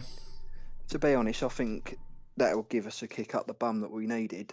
You know, obviously it was a 2B teams playing, but I think it will give us that fire in our belly to beat them on Saturday. So, yeah, I'm feeling confident, to be honest. I think we'll do them. We'll beat them 2-1. I like that. I like the same as mine as well. Same as my prediction. So we live close to each other. We got the same score predictions, and I think we probably have the same mum or something, mate. Probably, mate. Probably. Can you imagine? Oh my God! Seriously. Oh God. Listen, mate. I'll leave it there because obviously, you know, I don't want to take up all your airtime, but just keep up the good work, mate. This is fantastic what you're doing, and brilliant. Loved it. Brilliant. That's it. Thank you so much. Look, mate, I'm really happy that you found the channel, and I hope you call in again in the future, and I look forward to hearing your views on Liverpool, mate, yeah? Definitely, mate. Thanks a lot, brother. No worries, mate. You take it easy. Enjoy the rest of your evening as well, mate. You too, mate. Bye-bye. Take care, mate. Bye-bye. He even says bye like me. You can tell it's just where I'm from, all right? Just where I'm from. Here we go. Hello, Angry. Yes, brother. You good? Yeah, I'm very good, mate. How are you doing? I'm feeling confident, brother. I'm feeling confident for once in my life. I love it. I love it. This is brilliant. Go on, mate. Why are you so confident? I think watching yesterday's game, we didn't do that bad. I mean, you know, Hazard with a bit of individual skill. There's nothing you can really do about that when Hazard wants to pull something out the bag like that. It's hard for someone to stop it, you know what I mean? But you can see what his intentions were, because Hazard usually plays on the left and he got the goal from the right, so he was picking Alberto Moreno out from the start of when he come on. He knew where the weak spot was and he just went for the jugular, didn't he? Yeah. He's not going to be able to identify that easily against our better team, is he? And this is why I want Virgil to be back fully fit. Obviously, with the latest update today, isn't it? It's going to be a last-minute call. What's your views over that? If there is a slight doubt with him having bruised ribs, would you risk him or not, mate, personally? I wouldn't mind playing him. You know, I've played football with worse than a bruised rib and been fine. You know, like it's not the worst injury to have. I mean, I'd prefer getting a game out of him today and leaving him out against Napoli. Yeah, same as me. That was my views. I think we could afford to not have him against Napoli, personally, but it's then if he missed City, isn't it? That's the big blow. Yeah, 100%, because we don't want him out for a long time, because if we have to... like, don't get me wrong, when I watched Gomez and Matip playing together against Southampton, Matip impressed me and Gomez impressed me as well, because it looked like he took over the role of what Van Dijk was doing, the leadership role. So it was good to see the development of them two working together. Yeah. So it's just, I don't know, Matip's only recently come back from an injury himself. So yeah, all worst goes to worst, and they both get injured. We've got to deal with Lovren. Someone I'm not really. You know what my thoughts are about Lovren. Yes, I know. Look, the rest of the team, mate, obviously we should have our strongest team back. Salah, Mane, Bobby up top. We were talking earlier on in the stream with the other call-ins as well, how important Bobby and his work rate defensively from the front, being that top man that starts it off. Do you agree with that he's going to be very vital in this game? Or do you think that we may be looking at telling Bobby to stay further up the pitch in this one and just sticking in the box, really, so that we can get it up to him? No, I can see it. I can hope. This is what I'm going to hope. This is what I hope my prediction to be. I hope they play David Luiz. And I think if David Luiz plays, he's just going to say to him, I want you to bring him out as much as you can. I want you to get in front of Luiz and have him marking you. Because David Luiz he naturally pushes up the field anyway. He is a pretty offensive centre-back, you know. So I think if you can... I've said it in the chat before, our best strategy so far what I've seen is winning the ball in the midfield, you know, switching the play up and then just going off the midfield press. So if we catch David Luiz out in one of them moments, or Firmino gets him to think he's got a tackle in, and then our midfield just pushes up, I think we've got a good chance of creating some lanes. Yeah, no, I agree with that. Your midfield three, mate, for this one. It's got to be Gini, Milner, Henderson. Henderson in the middle, Gini on the left, Milner on the right. A lot of people are saying that. See, I went with Keita, Milner and Gini in my midfield three, but I'm definitely seeing why a lot of people are saying about your midfield three that you just said there. I think, to be honest, I think Klopp is more likely to go with that midfield three as well. I think Keita played the other day. I can very much see that being our midfield for this game. I think they're just experienced with Liverpool's system. I think they're all workhorses. They can really work the system, really get at Chelsea, stop them from getting the supply up to Hazard and, you know, their other top. Because as we were all saying in the live chat and talking about earlier, Chelsea's aerial presence, mate, they're strong in the air, aren't they? So, you know, on that sense, we were talking about the centre-backs as well earlier. If Virgil Van Dijk doesn't play this, who starts for you? Is it Joel Matip and Gomez? Yeah, 100%. Yeah, because he doesn't like Lovren as well, does he? I hate Lovren. I can't stand him. I think he's just... I think for him to come out at the end of the World Cup, and fair be it, he got his team to the World Cup final, but for him to come out and say something like, I should be considered one of the world's best defenders, after the show he done against Tottenham, like, I've never seen Sergio Ramos do a flop like that. I've seen Sergio Ramos get sent off, and I've seen him nearly break Mo Salah's arm, but I've never seen him miss a flight of a ball like that. Yeah, that's awful.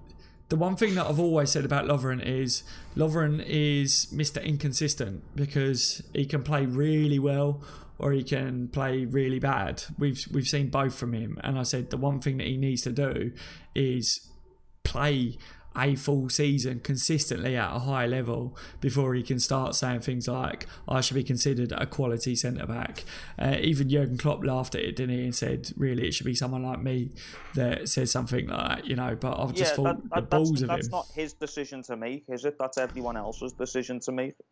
Yeah. You know? But it's like Alberto Moreno for me. It's like when he first come into the club and he had that first game against Tottenham and he scored that goal from his, like, and he just ran up. Like, I had so much faith in him, and every time we've brought him back since we've had him, I've been like, oh, come on, just show your quality, and then you get it in drips and drabs in a few games, but then it comes to realise when you're up against an actual good attacking team, he hasn't got the defensive work rate that Robbo has he? Yeah, I know, I agree with that one. JR says, mate, Spurs are a really good team. My sister could probably get 20 goals a season playing up front for them. Yeah, Harry Kane is just playing for a good team and is a tapping merchant, and he's just a lucky player in my opinion. Listen, in my opinion, anyone playing beyond Eriksen is just going to score goals. Yeah. Anyone behind him, he's a wizard on the ball. I think he's amazing. I think what he does for that Tottenham team, and I'd even spread it out to someone like Dele Alli as well. They do a lot for that team. I would have signed Eriksen, no shadow of a doubt, from them. 100%.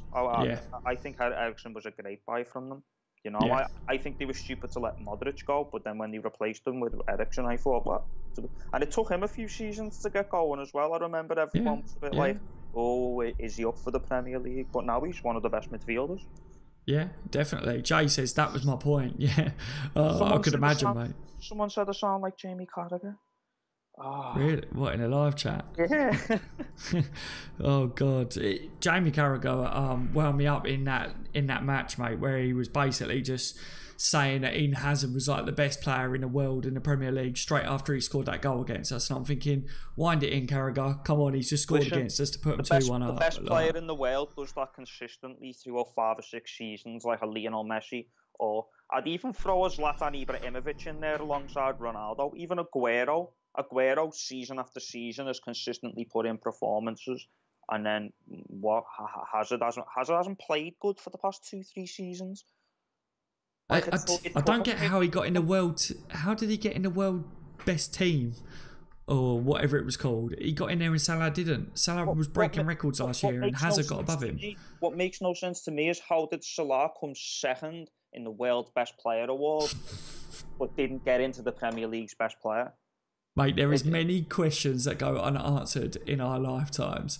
One of them is, you know, there's loads that is that, and another one is, what the hell is wrong with refs and Liverpool? Because again, that game, people always say, oh, you're looking for scapegoats and Liverpool lost it and you're going to point fingers at the ref. But come on, seriously. Look, we lost it. It's in the past now. We can't do anything about it. We are going to seek revenge in this game. But seriously, come on. VAR, the ref. Them decisions, so poor again, mate, wasn't it? Yeah, 100% poor. Joke, mate, joke. Maverick says that's a good analogy of Moreno dribs and drabs. I'd say more drab, unfortunately. Yeah, 100%. It's like it's the same with the goalkeeper. Like we have got depth, but our defensive depth is just not there yet. Like we've sorted the problems out, but you can still see leaks with the subs. Like I don't mind Matip in centre back right now. He hasn't really made no real mistakes. Yeah. But someone said in the chat that Lovren has had a great season after the Tottenham game. I think it was Mitchell, wasn't it? Good to see you in here tonight, Mitchell, mate. Thank you for joining us. I can't see that. I mean, every time Lovren played throughout that season, I just felt weak. Like I feel so much better now Virgil van Dijk's taking his place, and even Gomez. I'm so much happier that he's taking his place, even though Gomez is considered more of a risk, say, because he's not as experienced. I'm still a lot happier with it. And that goes to say something. How was he one of the world's 20 best centre backs if a youngster just coming through the ranks has taken his place in this Liverpool squad? That makes no sense. It's a point, mate. It's points. It's all points, isn't it? Like I say, for me, Lovren needs to up his consistency. He does. If he upped his consistency, like you said, he plays really well and then just slips. He lets it get to him, and I don't know why. Do you think do you think Lovren gets to a certain point where he's playing really well? Like he's just took us to a Champions League final. He was part of that team. I think it's like when you and then he did well in the World Cup, and now he's like, I am like one of the best centre backs in the world. Do you think he should just wind it in, keep quiet, and just be like, he needs to get on with it and just keep going? And maybe he just gets a little bit too comfortable. And with Gomez pushing the way he is now, this is what he really needs. Do you think? Hopefully it is what he needs, but it's like when you need to take medication. Once you get better, you're like, oh, I don't need that medication no more. When really you just need to keep taking it. You know, the doctor says you need to stay taking it, but once you get better, you're like, oh, I'm better now. I don't need to take it. It's what Lovren's like. We all do that. Yeah, exactly. He gets to a certain point, and then he's like, oh, I don't need to put as much effort in. I've already cemented my place in the starting 11 from my performance last week or 2 weeks ago. I can afford a slip up. It's what it seems like anyway. It's probably not the case. I'm probably reading too much into a situation, but it just feels like that. Yeah, no, well, Fizzy says Lovren talks too much, gets too overconfident. I don't think it's the only people that has this opinion, for sure. I think it is something that I've said all the time that he's been in. I said there is something there in Lovren that he is obviously a quality player deep down, but for some reason he can't do it consistently. And it is maybe that he's concentrating on too much on, you know, he wants to prove that he's this best player or one of the best centre-backs out there. Don't try and prove it by doing a few games, playing really well, and then trying to talk about it. You know, you don't need to do that. Everyone else will say how good you've been. Just do it out on the pitch, mate. You know, Virgil Van Dijk will perform how he performs on the pitch, and then people will go, what a performance. I feel like Lovren maybe took a big whack from a lot of Liverpool fans going, he's crap, he doesn't deserve to play for Liverpool. And I had a lot of respect for Lovren because he stuck around and he was like still trying. You know, you saw how much it meant for him to play for Liverpool in that sense. And I was like, fair play to him. I'd put him down before saying, he's not good enough for Liverpool. Then he come back last year and was putting in good performances. And I was like, keep it up, mate. I really like what I'm seeing. And I held my hands up there. I'd written him off before. But if he would have carried on doing that and not saying stuff and then performing consistently, then everyone would have been like, okay, he's now performing to that level. But by saying things like that, and then if his performance levels did drop again, that's where this issue comes with Lovren, isn't it? I think there's thinking about it, the way you're talking about it, there's one major thing I do see with Lovren that you don't see out of Van Dijk or Gomez or even Matip for that instance. To be honest, I don't really hear Matip talk at all. I think I've heard him speak once. But Matip and Gomez especially, Gomez and Van Dijk, they're a lot more humble. Yeah. I think Lovren just seems so full of himself. Like, you've got to be full of yourself to call yourself one of the best defenders in the world. Like, you've got to be.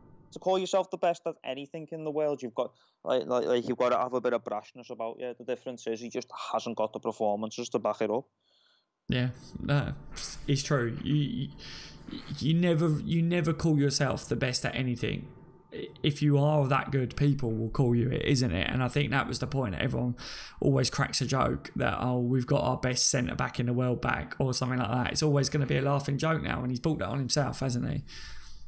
You know, Andre Pirlo once said when he was a teenager, who's the best player in your position? He said, me, in the world. This is when he was a teenager. But then Andre Pirlo went on to achieve great things. You know, I don't think Lovren was the deciding factor in Croatia getting to the World Cup final. If that was the case, he would have been nominated for the world's best player, but it wasn't. It was Modric. And you can argue that if Pirlo said that when he was a teenager, that's just, maybe hormones. Exactly. Kicking up a little bit, but Lovren's not exactly a young teenager, exactly. Is he? You expect it out of a teenager. You expect them to be brewing a confidence if they're playing well, but you don't expect it out of a seasoned defender. Virgil Van Dijk will have a good day, mate. It's all about the team. It's the team. You hear Gomez, it's the team. You hear any Liverpool player, it's all about the team. You hear Lovren talk, it's I need to be considered the world's best defender. You know what I mean? Yeah. Me, Yeah, what I would love to see is I would love to see Lovren go and do it. That's what I would love to see. I would love to see him go out there and absolutely smash it in a Liverpool shirt, and then all of us go, he's one of the best centre backs in the world. Yeah, don't get me wrong. That'd be fantastic, wouldn't it? This is all speculation on my part. I don't know. I don't know him personally. He could be a completely different person to what I'm making him out to be. You know, I want the best for him. I want the best for him because he wears the red shirt. Yeah. I don't want any more. I don't want any less. If he puts in 100%, I'll agree. It looks like he's tried. I'll even agree with you. He did try and he has tried. It's just, I don't know. I think it's going to be hard for him to get in the space of Gomez, especially how much the fans love the centre backs right now. It's like you know, Jurgen Klopp's got to think about them as well. You know, and he hasn't really given us any reasons to drop him. Yeah. Definitely. Maverick says, suggest we let Lovren play and see how things go, but he's fourth choice at the moment, in my opinion. Yeah, I agree with that one. I think Lovren's now back from his injury, but it will take time for him to get fully fit. So we will see how he starts to bed back into the team for sure. Lady says this call is getting super long now. Yeah, go on. I'm going to let it go anyway. So look, thank you so much for calling in tonight, mate. I hope you enjoy the rest of your evening. And, no worries, buddy. Yeah, definitely call back in again soon, mate. Speak to you well. Obviously, match day tomorrow, mate. Match day tomorrow. Speak to you later, buddy. Take care, mate. Thank you so much. Brilliant. Yeah, we know that he's not a fan of Lovren anyway. Call straight away. Last call in, guys. Hello, my friend. Hello, how are you, mate? I'm very good, mate. How are you? Yeah, not too bad. Recovered from Wednesday night. Yeah, we needed to. So obviously state your name for the live chat to hear as always. And, you know, you say you recovered from Wednesday, but how are you feeling going into this one? Noah Taylor, I talked to you on Wednesday evening actually. I'm feeling good. I feel like 2-1 is a very realistic score. But obviously it's a very important win. As the person previously, I think it was a few calls ago, he stated that going into the Manchester City game with a win at Chelsea, we'd be in a much better position, which I also believe. So, very important game. Yeah, no, definitely. I like that you're on the same wavelength with that one as well. That it's a very important game because if we win this one, we're in a better position, confidence-wise as well. Because you know we take that we can go to Man City, and if we say drew that game, then we're like, we're still up there. Whereas if we lose against Chelsea, and then we're going up against City, and there's a bit more added pressure there, then, isn't there, mate? Yeah. It's going to be a very tight match. I think I'm almost 100% sure Van Dijk will start. I think it's all what's been said from the club is all kind of mind games. I think he will start. I mean, as there was, I might have been the previous one, the one before that said that they'd play football with the same injury, so it's unlikely he won't start. Yeah. If he doesn't, who comes in? Matip, 100%. He's very good in the air. I'd agree he's as good in the air. He's as good, if not better, in the air as Van Dijk. I don't know how that Matip and Gomez combination would work, but I'm confident it would. But obviously, ideally, you'd want Van Dijk. It seemed like it was working all right. But the team looked like it was working all right against Southampton because obviously Van Dijk had to come off and Gomez come in. We looked very solid. But at that point, you know, even Southampton's manager turned around and said it was damage limitations for them. So, we don't know fully how that would be tested. But you know, with our strongest team back on the pitch, we spoke about it with the other callers we spoke about earlier on the channel, Robbo and Trent being back in the team, the front three being back, that confidence back there. Do you think those players watched that game the other day and was like, yeah, well, let's see how you handle us all being back on the pitch? Yeah, 100%. I mean, I saw kind of some videos today of Alisson and I think it was Fabinho on their Instagram stories or something, just looking confident, smiling. So I think they've definitely gone and looked at that performance and thought, where did Alberto Moreno go wrong? So Robbo's gone and looked at Alberto Moreno and thought, this is what I'm going to do to improve so we can come out with a win. Yeah, do you reckon... Have you ever thought about this? Do you reckon like Robbo was sitting watching that game? Because they definitely go over analysis and stuff. Do you think Robbo was watching that performance and going, my God, man, I wouldn't do that. I wouldn't do that. This is what I would do in that. Do you think maybe we'd have a word with Moreno and go, here's what I would do in that situation? Or do you think... What do you think would go on there behind the scenes? And what do you think Robbo would have been thinking looking at that? Do you think he would have been quietly sitting there thinking to himself, my God, I wouldn't have allowed that to happen? So, because obviously Robbo's captain of Scotland, I think that's given him a confident boost, not just for Scotland, but in general. He's obviously Van Dijk's in that defensive line. Van Dijk's the prominent kind of leader, but I think Robbo's definitely going to get a bit of... I think he'll at this point have the courage to go and talk to Moreno. I'm not sure how that conversation would be, but... Just get him in a headlock, mate. Get him in a headlock. Yeah. Give him a good head nugget and sort him out a little bit, maybe. I don't know. But certainly, like about there's a few things that I know Robbo would do that Moreno wouldn't, and it's incredible for a player who's, I mean, not got a huge amount of experience on his back, that he can look at another player's performance and adapt himself, which I think he will do. Yeah, definitely. Mane played in the last game. He wasn't one that was rested, as did James Milner. Something that I haven't asked anyone else, so I feel very lucky because you're the one that I'm asking. Can you see Mane and Milner maybe being rested for this game? I'm not too sure. Currently, I don't think so. I think Mane will play definitely. Milner, actually, I'm pretty sure they won't be. To be honest, I think they're too important. They're two very crucial players. So I don't think Klopp can afford to take a risk like that. No, I agree, mate. I agree fully. Today, James Pearce has said that James Milner has got a contract until 2020, so there's no rush to renew the deal there, which everyone was talking about. We need to hurry up and sign James Milner's contract, and same with Sadio Mane as well.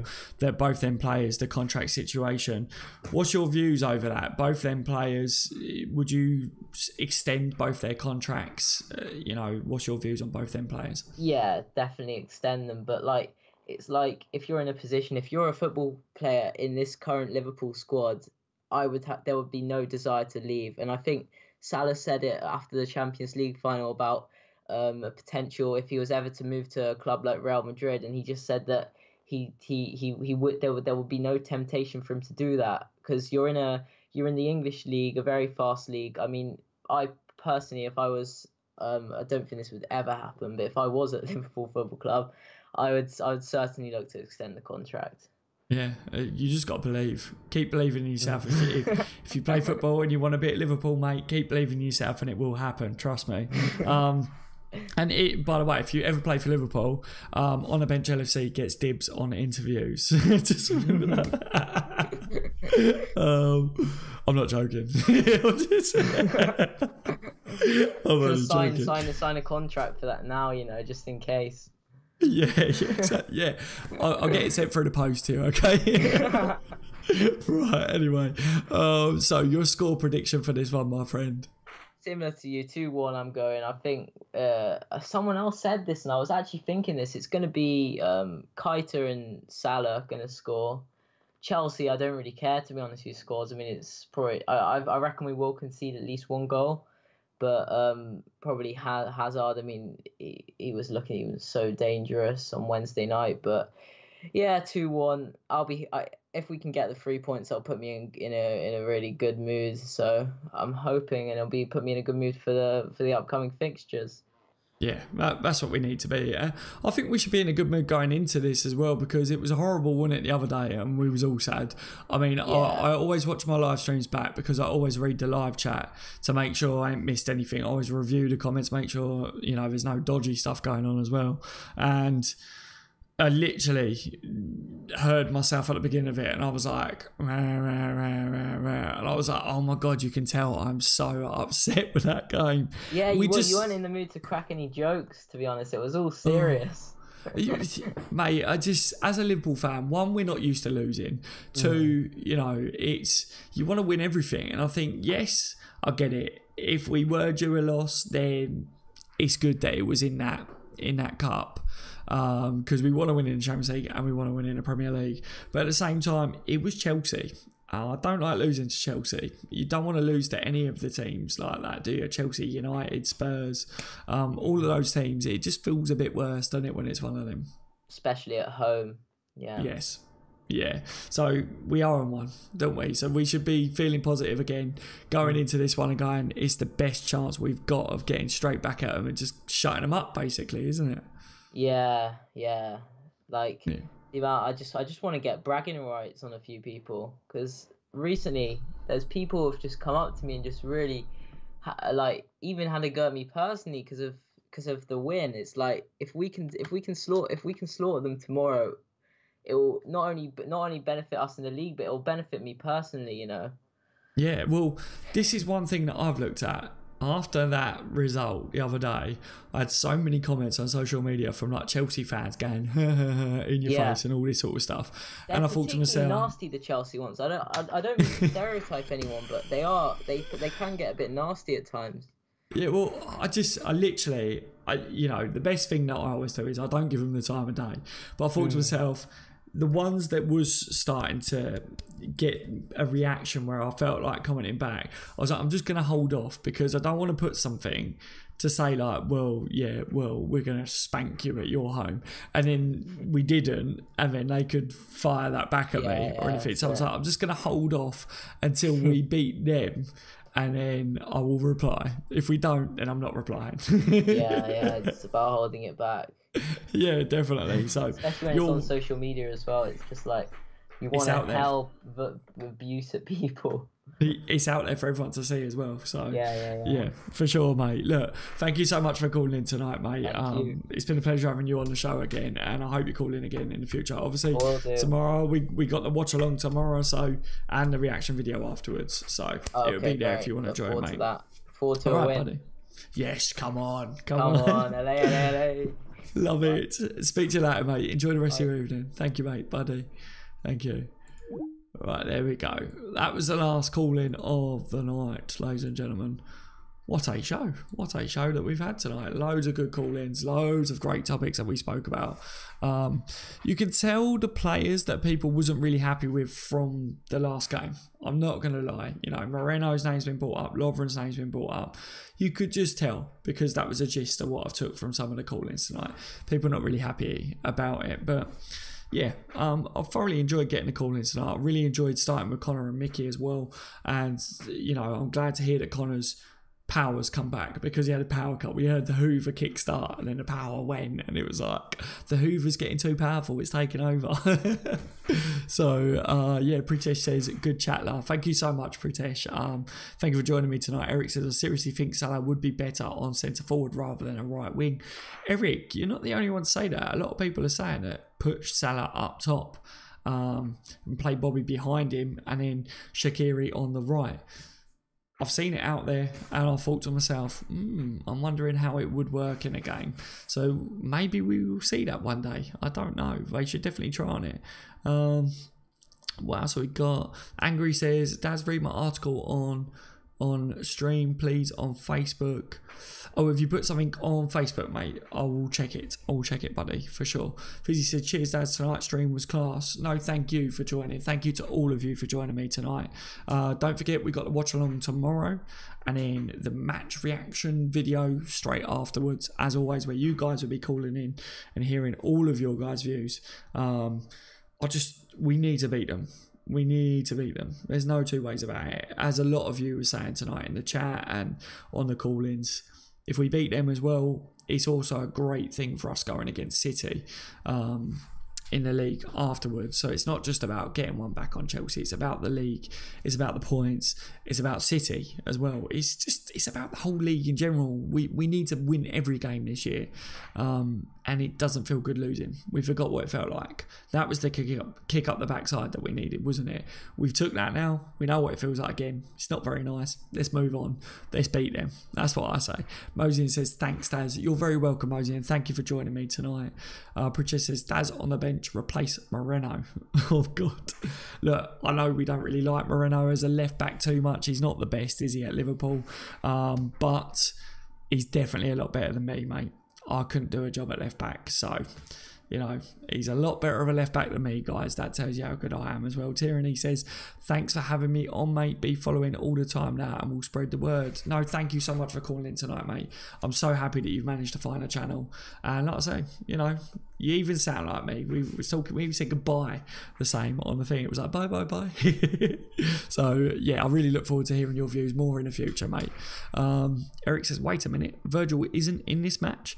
He's a doubt at the moment, Eric. He is a doubt. He's travelled with the squad, though. For anyone that's just joined that doesn't know, Virgil Van Dijk has travelled with the squad down to London. It's a last-minute call tomorrow morning over whether he will feature against Chelsea. He did put out on his Instagram, focused and looking forward to another big game against Chelsea at Stamford Bridge tomorrow. So, is that a hint that he will play? Is it worth the risk?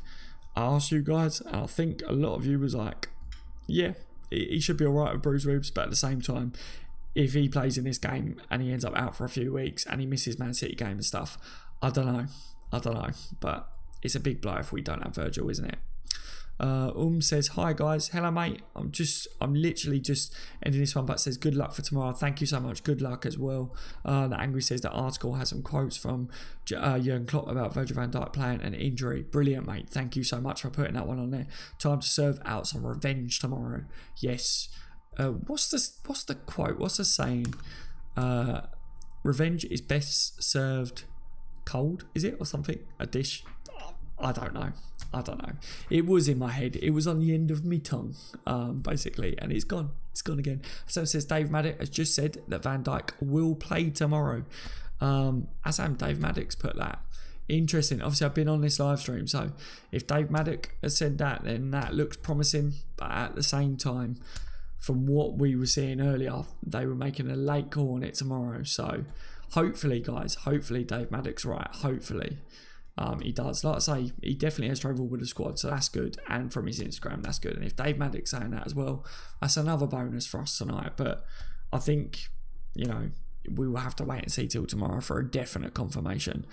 Sounds like a bishop. Laugh my ass off, says Mosian. Revenge is a dish best served cold. Angry, that's the one. That's what I don't know whether I said that one, guys. I don't know. He will play, don't worry, says LVP.